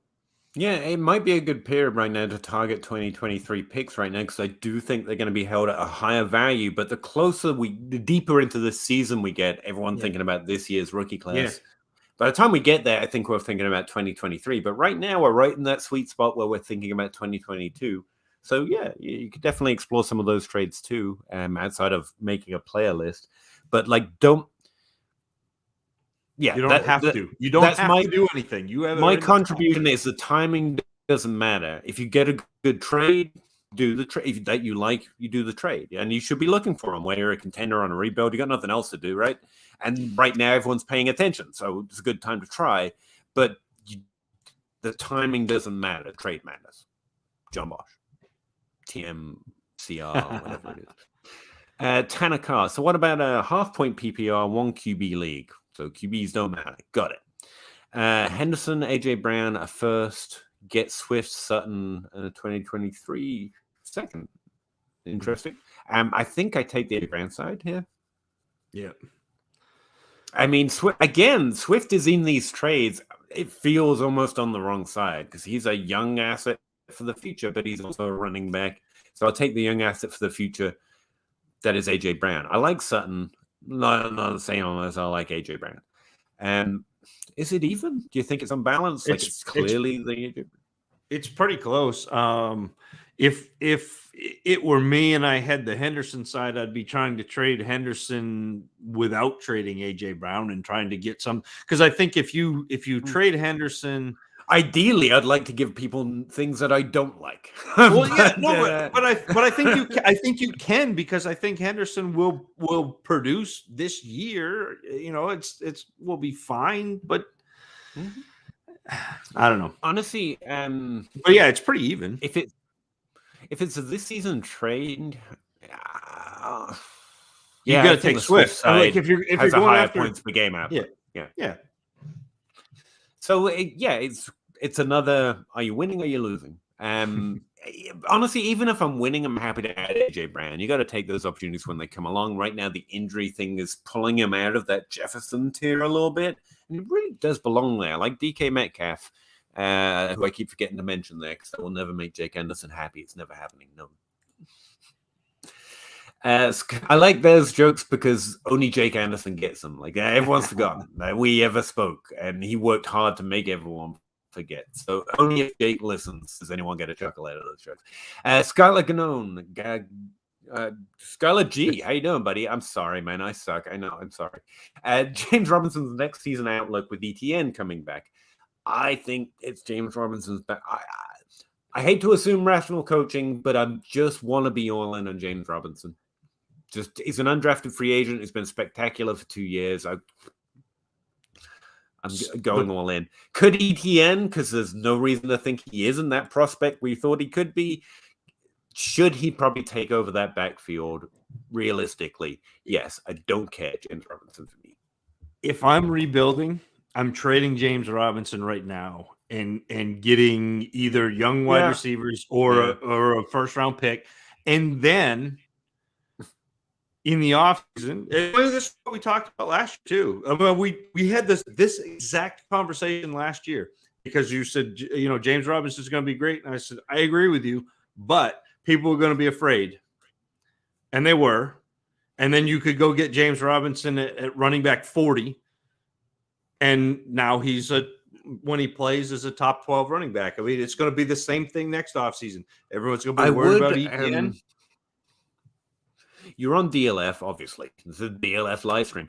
And I never plug that tool. So one of the things I do like to look at, especially when I'm just thinking, do I want to keep Ray Robinson or get rid of him? They have a trade finder app that Addison Hayes built, I think, or Tanho, one of those geniuses over there. And you can literally just go set your parameters and look for all the trades that have happened on my fantasy league recently with that player in them.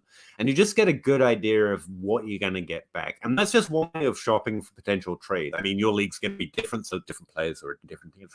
But it's been really useful for me to get an idea of it. The other one is I just go plug their values into the trade calculator, measure them against a first, just to get an idea. Like yesterday, I was playing around with it, and I found that Terry McLaurin is valued basically the same as a mid-first, and that seems really low to me. And I was like, "Oh, there's a thing going on here," and that was a really interesting thing to me, especially to gauge value. Go look at trades that have happened recently, and also just plug them into.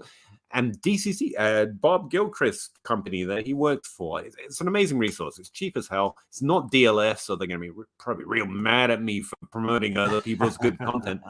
But I mean, it is just a good way of getting a sense of it.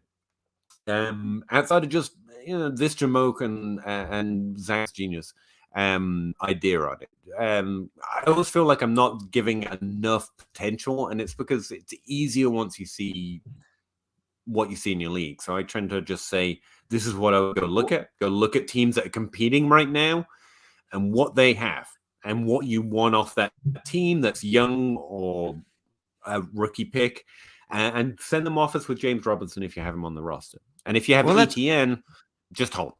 I still think people value ETN higher than they do James Robinson right now, which is crazy to me, but I think they do. I do. That's why I'm saying probably don't trust the undrafted free agent truthers. Tire word, go check out a few things. But that's where honestly, that's where I'm at. I roster a lot of juju just to put a little extra salt in that one. Daniel McGrath. Should I drop Trey Sermon? Feels like he's clogging a bench spot. If there's something you need to add, that's not a kicker or a this week's streamer, then yeah, you can honestly drop it. You can. And don't be me and like send a second to everyone. Would you give me a second? Because no, everyone's gonna know what you're doing. I can't imagine in a decent dynasty league there's anything on the waiver that I'd add, but you definitely can. Honestly, that's where I'm at. No disagreement whatsoever. Oh, okay, cool. No, we're like, you might be like, no, you Elijah, can't. no, Yeah. Elijah Mitchell, Jeffrey Wilson Jr., no Trey Sermon. Yeah, you don't just drop a player with late first value in some leagues, or that's a running back with NFL draft capital and for nothing. But if there's something to add, something actually worth adding, yeah. If he was a late first, oh man, that drives me nuts. I don't know why. Don't ask me why. He was my running back 9. Running back 9. No, I don't know. Back to Mike Williams. I was considering Adams, Mike Evans. Yeah, because I have the 201. Yes, those are great players to go out and trade because they're older, but they've done what we hope Mike Williams can put together, which is what happened over the first 6 weeks for a whole season, and they're still doing it. They're doing it right now. So as a contender, it's especially interesting to you. And honestly, and I don't care how many leagues I look, they'll be productive next year. The value will go away, but honestly, I think Mike Williams' value will go away too. So I would strongly advocate if those two of the players you really like, yeah, go send some offers with those guys. I'm trying to click on you here, Jonathan. Sorry. Would you trade Noah Fant and a second for Kittle? Yes. I like Noah Fant, but yes. I just feel like I caved to your opinion. But no, I really like Fant, but it feels like he's easier to get than that. There's Kittle, there's Mark Andrews, there's Kelsey, and there's Kyle Pitts because of value. He probably belongs on that list already, to be honest. They're just a different type of volume / production output. And normally we don't have that many, so we're actually pretty lucky. Kittle's a little weird because he does it through efficiency, but I don't care. It's like I don't care if people want to call you a running back or a yards after the catch guy. I think what he does and what he's capable of is high volume, high fantasy output because of what type of player he is. And no offense, good. He's real good. But we're looking at what he can do. This is why it's good. I think this will keep up. He's Mike Gesicki. He's Noah Fant. They're above streamer level. But George Kittle can be something else. And you want that. Or I do. So I would always take that upside. And a second, like Zach said, I like seconds, actually. Zach hates them or doesn't value them at all. I like seconds. But a second is always a very fair ad just to make a player feel like they're getting a fair trade. That's fine. ETN second in 2022, plus Mooney, plus A-Rob for Barkley. Yes. Ooh. I know Allen Robinson's sitting in there.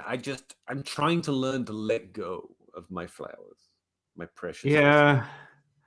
I don't know. I don't know. That would be a lot for me to give up. And what I can say is it looks like a lot. When I get a heavy side for one player, I tend to go, package deal, no. So maybe you're trying a little too much, but I think it's fine. I love Mooney, honestly. Yeah. Like that's the thing. I think A-Rob ends up somewhere where he's at least serviceable again. I think he's a top 24 wide receiver again. I think Mooney has potential to be a top 24 wide receiver again. The one thing that gives me pause is I think that Spock said that he is in. Oh no, he said what did he say? Was in 4th?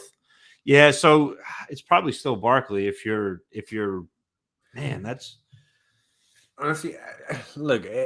When it's a running back I'm trying for, it's points per game output. Yeah. And the player I think has 20 points per game this year and next year, and 20 is a real high threshold. But it's Barkley. I love Mooney too much.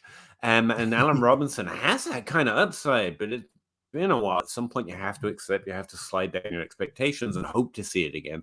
ETN, I've already laid out why I'm just completely going all bias. James Robinson deserves that job. That team will probably still cook him, but I just fire them if they do. And the second is, it's a lot.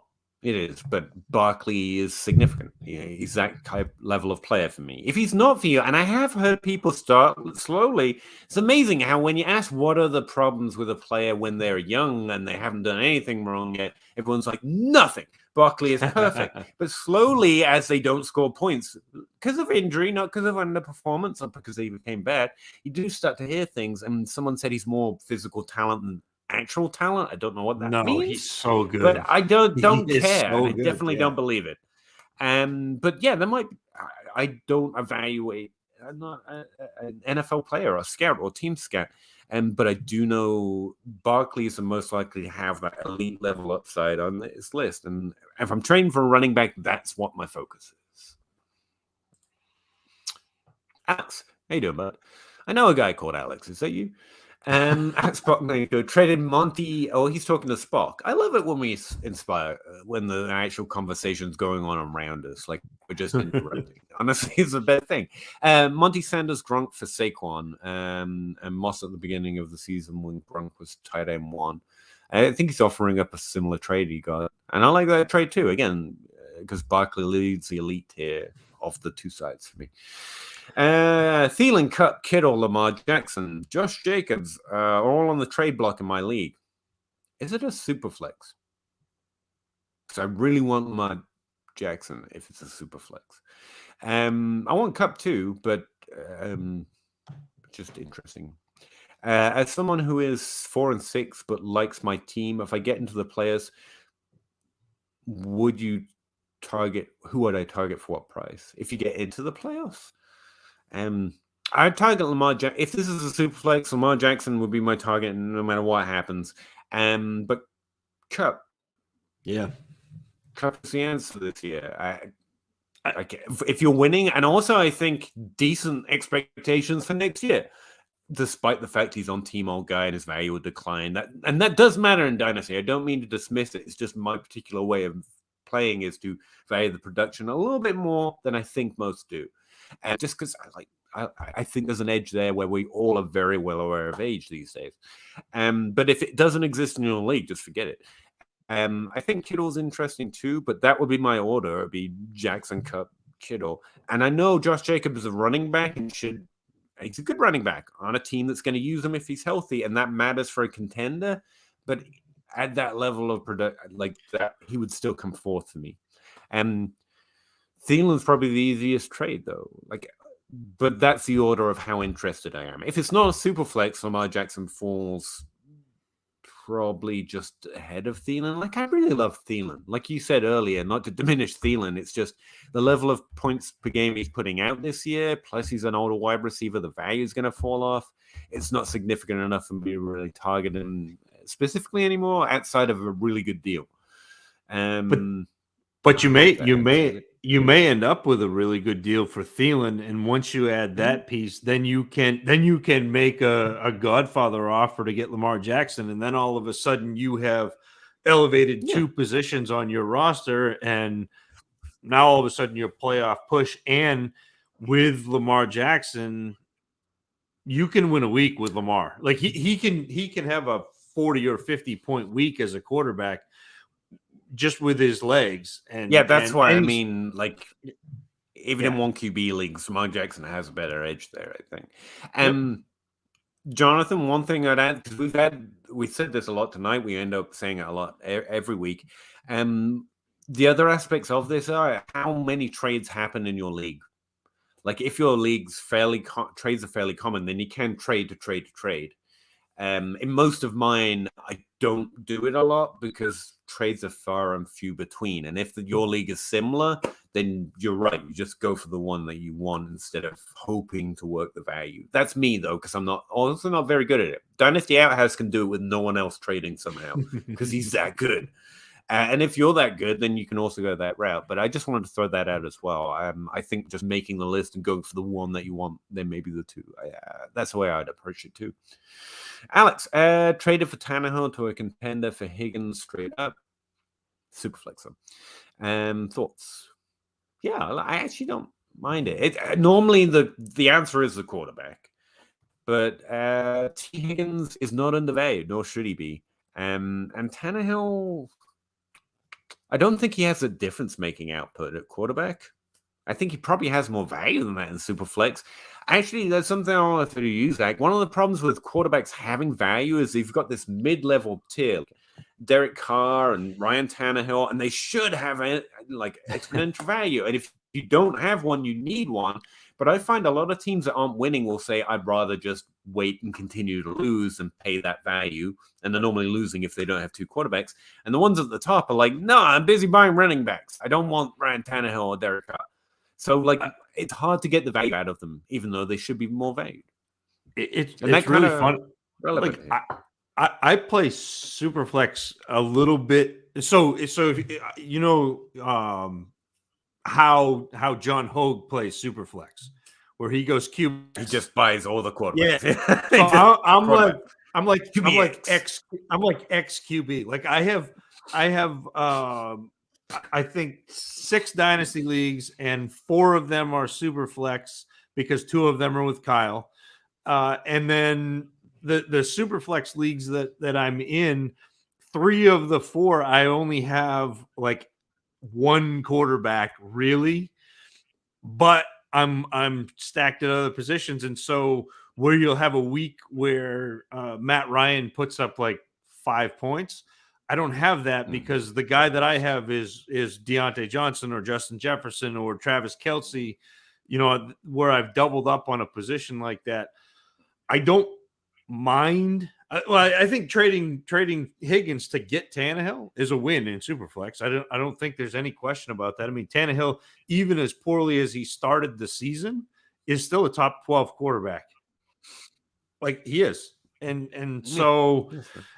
And so he's getting T. Higgins though here. Oh yeah, I think the other team's fine. He traded for Tannehill to a contender, or maybe he traded Tannehill to a contender for. We got too many fours. Higgins. There are a lot of fours. Yeah, I'd rather have Tannehill, but I don't mind. I don't mind the grabbing Higgins either.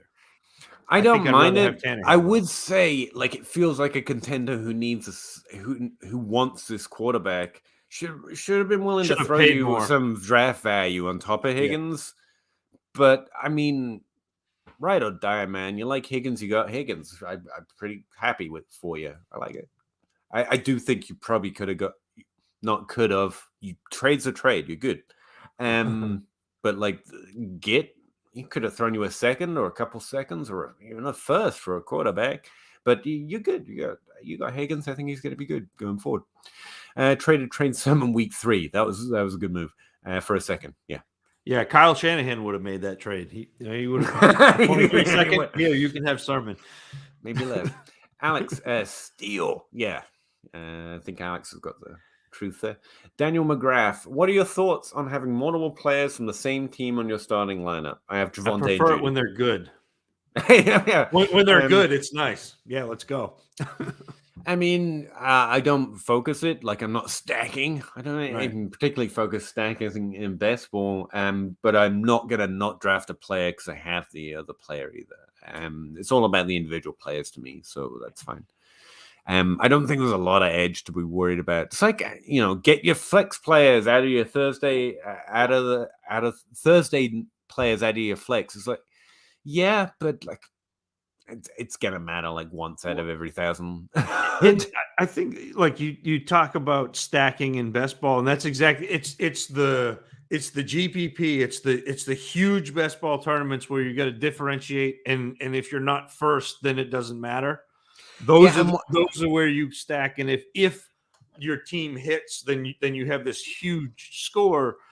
But like in Dynasty, where it's season long, and Well, I that's the mean, thing. I've had like I have some like heavy gambling best ball and DFS friends, and they've pointed a few interesting people point out that there's no study that proves that wins more often. right. And there's a high proportion of teams you can point to in a DFS competition or in best ball teams where there's no concentration of stack. Like it's not yet proven like that's the theoretically it gives the highest upside if you get everything right, but it also Right. puts you on this needle point that it might make it too unattainable. I think it's a valuable strategy, don't get me wrong, but like given that there's questions there, I definitely don't need to boil it down Yeah, to Dynasty. but it's not something that like in season long that I'm even considering. I just want good players, and I'm going to start, you know, the best players I have.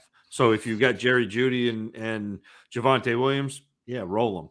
I think Jonathan's saying there's not a lot of trades going on. So, yeah, that's something to consider. I mean, again, that might be because someone isn't being that person who's always sending trade offers, and you could possibly instill it, but it might be something to Oh, one consider. quarterback league. So that might be even more fun because you can get Lamar Jackson for less.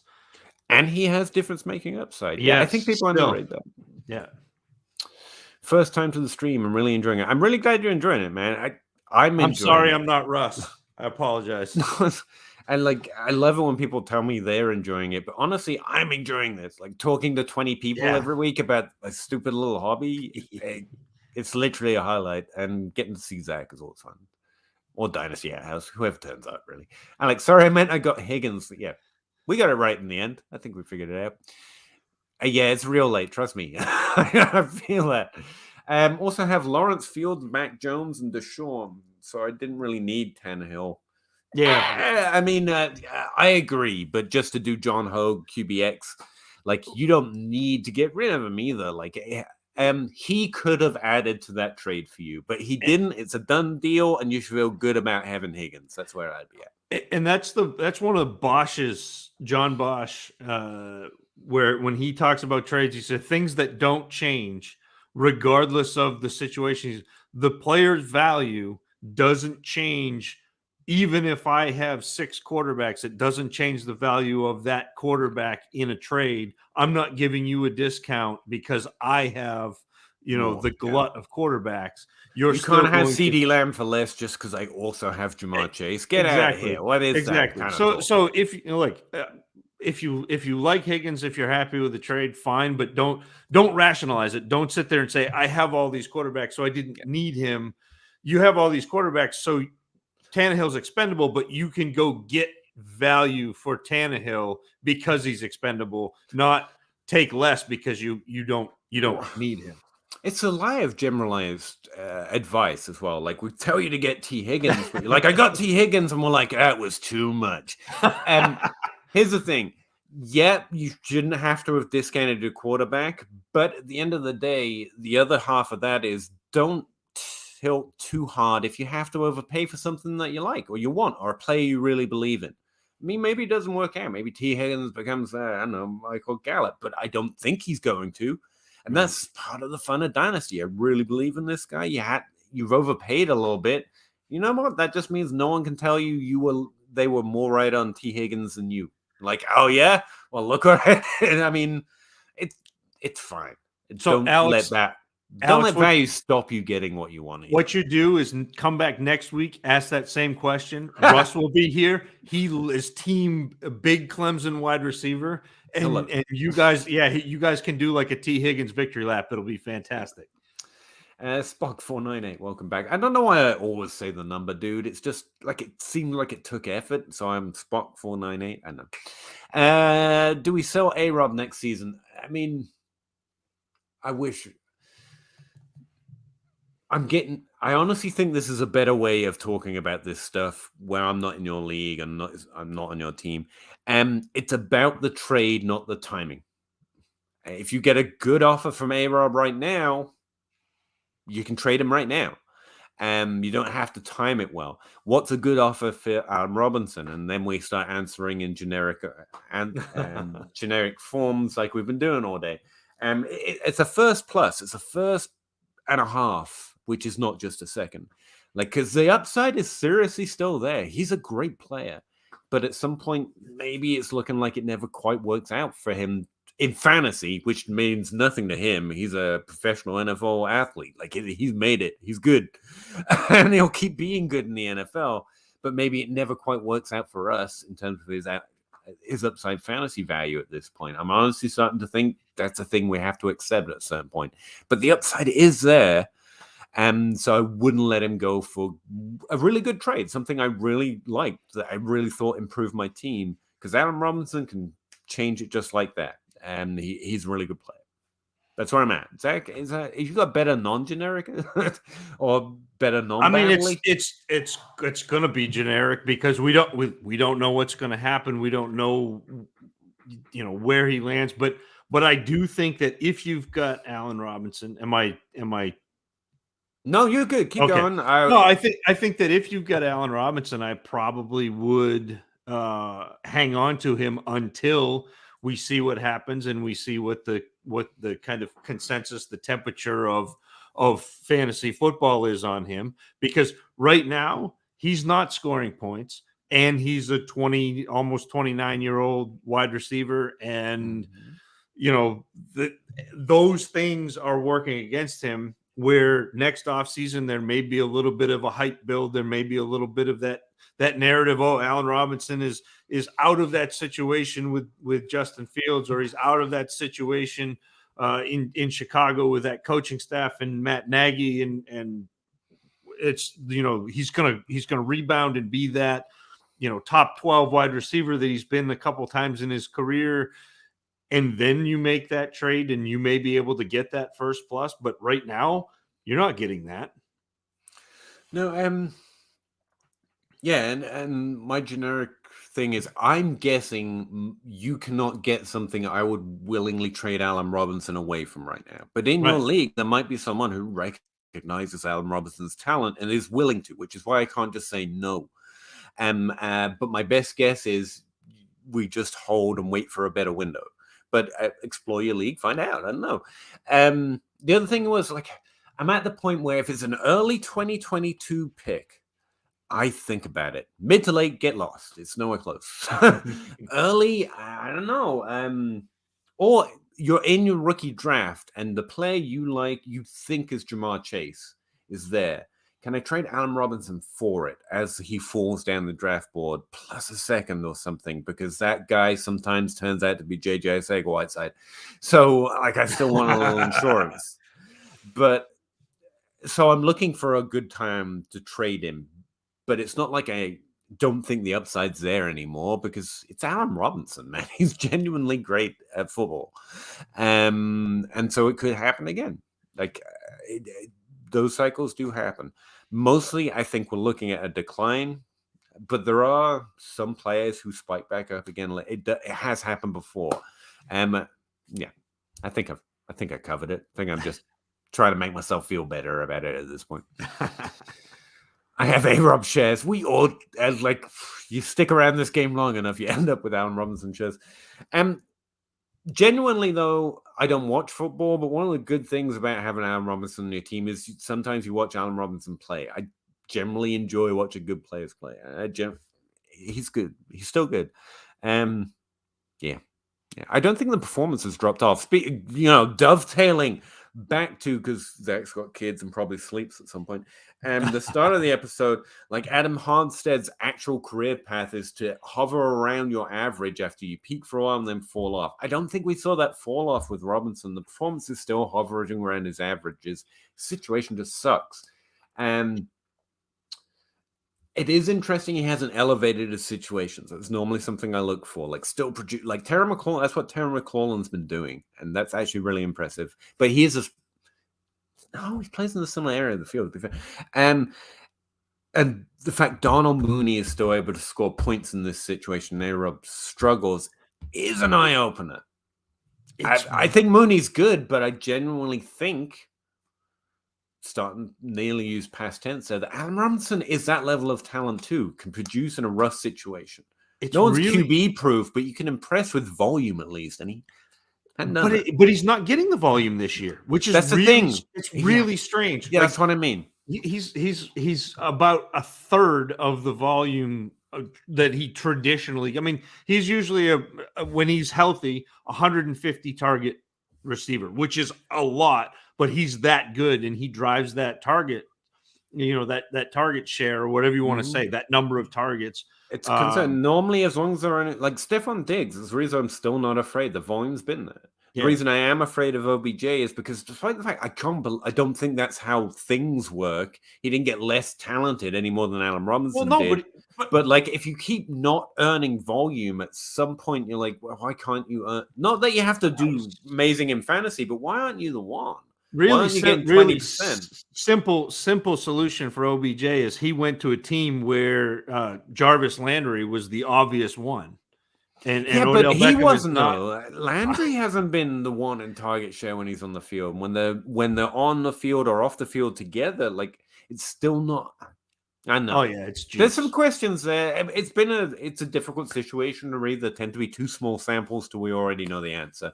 I don't believe the talent goes anywhere, but we do know there's a drop off at some point. I don't know if that's necessarily talent correlated, but that's a career arc or the lack of arc. I know. Honestly, some of this is just we literally don't know the future, and humans are different. Yeah. So yeah, we're guessing. Aaron Robinson, I'm starting to get pessimistic. Mooney's legitimately good, but mostly when good players play together, it might stagnate the ceiling, but it doesn't create a new floor for a player. Mooney isn't the reason, and that's why I'm back there with Sutton as well in the opposite direction. It's not like Judy's good, so Sutton can't be.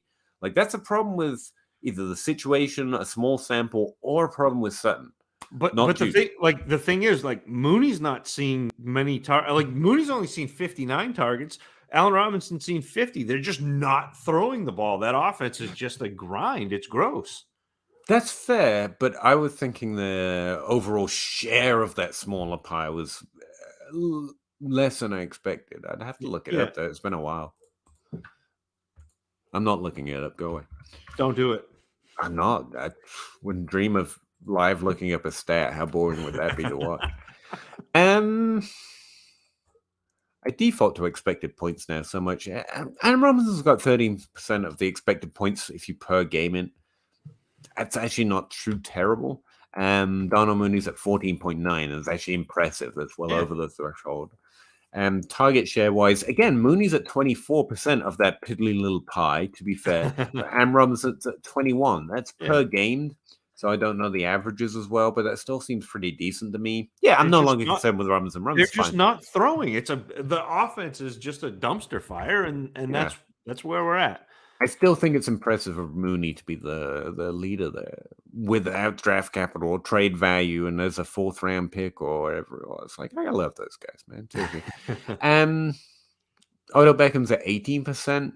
Again, it's just been a declining asset. Jarvis Landry's at 19, and those aren't their typical wide receiver numbers. One. Like, it used to be 25, and Jarvis Landry was at 30% with Miami. Yeah. Sorry, guys, I forgot I was doing a show. I was just talking to Zach again. What we Daniel McGrath, how you doing? What should my expectations be on a Waller to trade? A lot. Like, Waller's one of the, I forgot to put him on the list, didn't I? Like, he's top 2 tight end in this league, like difference-making tight end, and there really are not many of them. We have more now. We suspect we have more now than we usually do.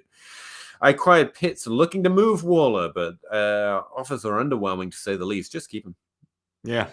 Like, it should be like you shouldn't have to question it. To get Waller, they should pony up, or you should just start them against them every week and let them enjoy that. Like, I wouldn't. Again, it's not a timing thing. If I've got Waller, I'm pretty happy. If I can find a good trade offer, I'll trade him. But I don't have to. It's fine. And that's it. Like, if you're able to flex Darren Waller, I mean, like, okay, that's fine. I'll be like, is he better than the 5th wide receiver you'd be rolling out there? Probably. So why not? I'm flexing Noah Fant and Hunter Henry in some places, and that's non-tight end premium. But you did ask, what would I look for? Well, So I hate to listen to the same players, but you probably know by now, if you listen to any of this, who my elite players are. They're my first stop. Those are the ones I want to go send off. So, and Waller in a tight end premium is someone you could consider using to get one of those players. Jamar, Chase, CeeDee Lamb. I also have Stefan Diggs on the list. I think Adams should be slightly lower valued. So should DJ Moore and Terry McLaurin. So should Debo and Marquez. But they're in that tier of how interested I am in them. And that's roughly my list right now of the first players I'm interested in trading for. Yeah, it's just... That's the word, though. Why aren't you being featured? Why aren't you getting more than 20%? Honestly, having looked at it, his volume's decently. It's fine. It's just the offense. And again, I think Fields, again, is good. This offense will improve if Fields continues to improve. So, I don't know. Adam Robinson, snake bit wide receiver. What can I tell you? Ronnie Rhodes, where do you rank Michael Pittman rest of the season? You should do that. He's top 18. He's been really good the last few weeks, but that's been touchdown driven. But he's a mid wide receiver too for me, probably both going forward and next year. Yeah, I think that's very fair. I mean, he's good, but I don't see him elevating into the top tier of players. No, it's like wide receiver 8 right now, and he's really outkicking his coverage. He's like wide receiver 25 in expected points. So the truth is somewhere in the middle there. Yeah. 18 sounds very fair to me. He's probably as that. He should start for you most, like pretty much he's locked in unless we see a big change in the trend. Like he should start every week. So that's not shade. Top 24 wide receivers start. And he's got top 12 upside, as he's definitely been showing us. So that's where I'm at rest of the season. I forgot you were doing a show too. Thank you, Bob. I was just talking back to you and Zach, but you ignored me. Well, get in here, Talk buddy. louder, Bob. Yeah. Jump in the DMs. Get on in. I don't know what this motion is. It's me ushering you in some way. Yeah, anytime, bud. Jump on.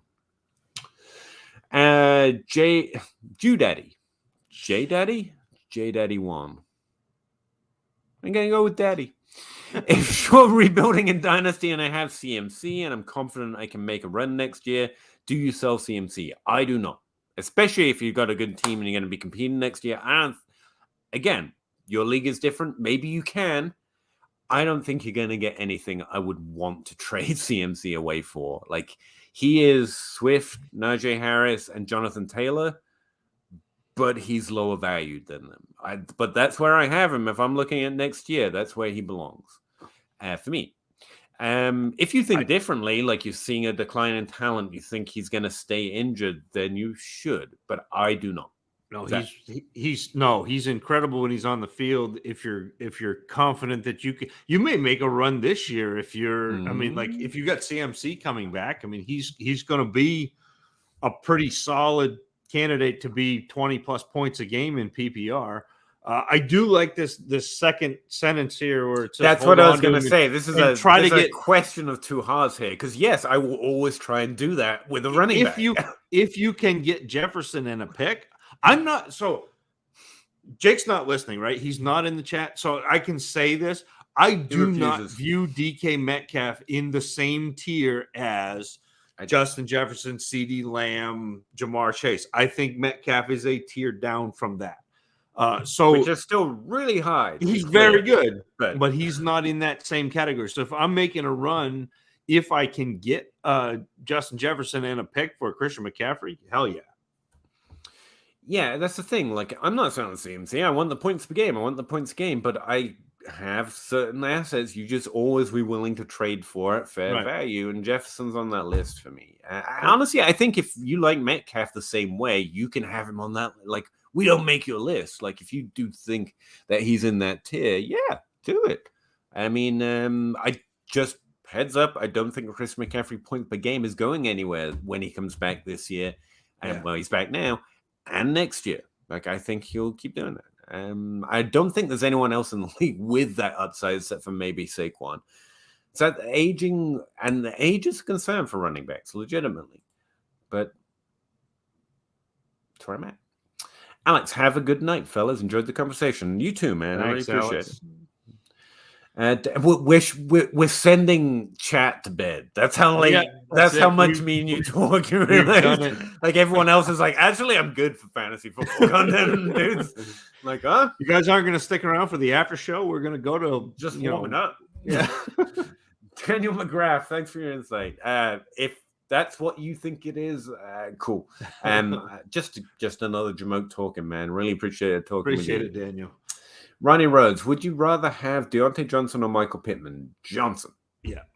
Yep. Oh wow. Yeah. I agree. I got it right. Look, it's the slot targets. I want the guy with the volume. Deontay Johnson's the guy with the volume. Fair. Daniel McGrath, I have ETN, Akers, Dobbins in my IR spots of rough season, man. I'm sorry. Oh, we missed this. I said Dobbins, Akers, ETN for me are those, but Akers, Dobbins, ETN, just to be a little different. I think both of them have limited situations, but I think if we just circle the Achilles injury, which is a danger, but say I'll take the risk, I think Akers could beat out Dobbins. Dobbins is a very good running back, though. It's an amazing team. So I think it's pretty much greater than or equal to rather than just greater than. But I will go Akers, Dobbins, ETN just for the kicks. Because I think that's how I had it ranked as rookies as well. Now I think about it. 100% on board with Zach. Metcalf is below Lamb for me. Yeah, I have Lamb, Jefferson, and CD in that elite tier. I think DK Metcalf should be ranked closer, but he's just he's 23 and amazing. But like I can get 28 and amazing in Tyler Lockett. I'm good with that. I just like writing Team Lockett as well. I have learned not to devalue Metcalf because I like Lockett, because I devalued Johnson a little bit because I like Juju, and that was just silly. And hurt a little bit. But yeah, he's just not.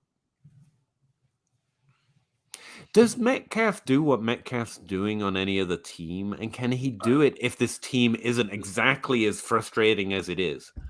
Like, I don't know regular volume works for Metcalf. He seems to be a massive play, phenomenal NFL player. He's such a great player. But we're talking about fantasy. It's just a different thing. Well, so I think he succeeds on there are probably 5 or 6 other teams that he's pretty similar to what he does. Although Russell Wilson, he may throw the best deep ball in the NFL. That's like he's so good and he's so accurate with it. But I think if you saw DK Metcalf in Buffalo with Josh Allen with that, I mean, Josh Allen can throw it 70 yards on the fly, and Metcalf can outrun people that way. Same thing with like Justin Herbert. I think that there are some quarterbacks that are still willing to throw that ball up, and Metcalf would be successful.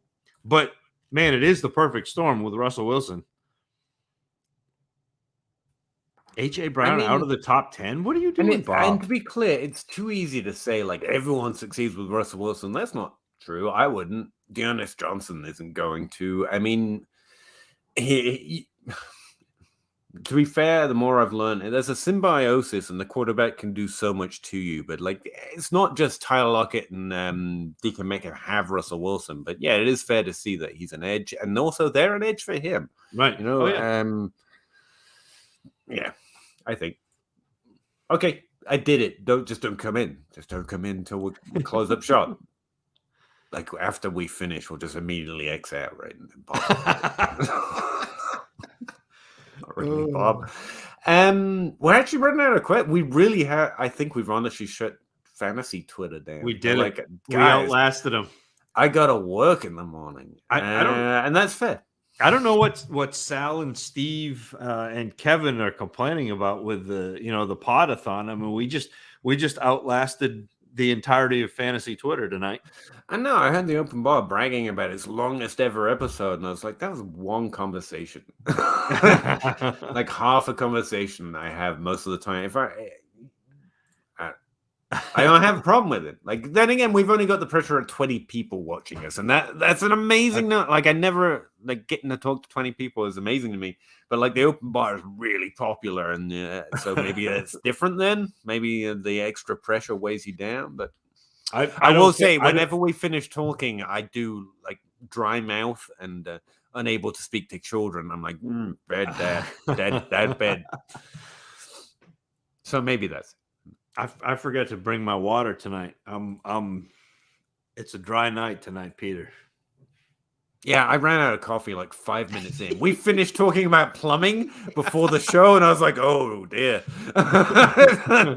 But yeah, I think we best get out of here. Really, honestly, really appreciate you all coming along to highlight my week, just getting to chat with you all about fantasy. I put in so much work before and after this for projections and articles, and it feels empty if you don't get to enjoy it or share some thoughts and hear some feedback and hear some different, like, my weeks will be terrible. I'm really glad we decided to do this. I'm really glad that you joined me, because honestly, it's better when there's someone else here, because I have no idea. Anytime, Peter, you know that. I enjoy talking to you, whenever, about whatever, whether it's plumbing or we really did. We legit or stew, whatever. We spent a lot of time on stew too. Where can they find your live streams, Zach? I have not recorded a podcast since the last time I was on with you. The next podcast I will record is probably going to be the Geeking on Walt Disney World podcast, which is not fantasy football at all. So I don't know. Occasionally I'm a Dynasty dummy. Occasionally I'm on the DFPN network, but who knows when the next time that'll be. Probably on the Crossroads. Who knows? Or back here again. I don't know. Zach, really appreciate it. I think Dynasty Outcast might be back next week. I sure hope he's back at some point. I hope you guys come back too. Yeah, thanks very much. We have no ending. Literally the planned ending for the show is distract them and turn it off. And so Russ has been like, look over there every week. And we can't even get the timing of that right. But really do hope you enjoyed some of it. Good luck this week. Go kick some ass, go win some championships, or get some trades, and we will see you again next week. Wednesday at 9:30, no matter what the schedule time.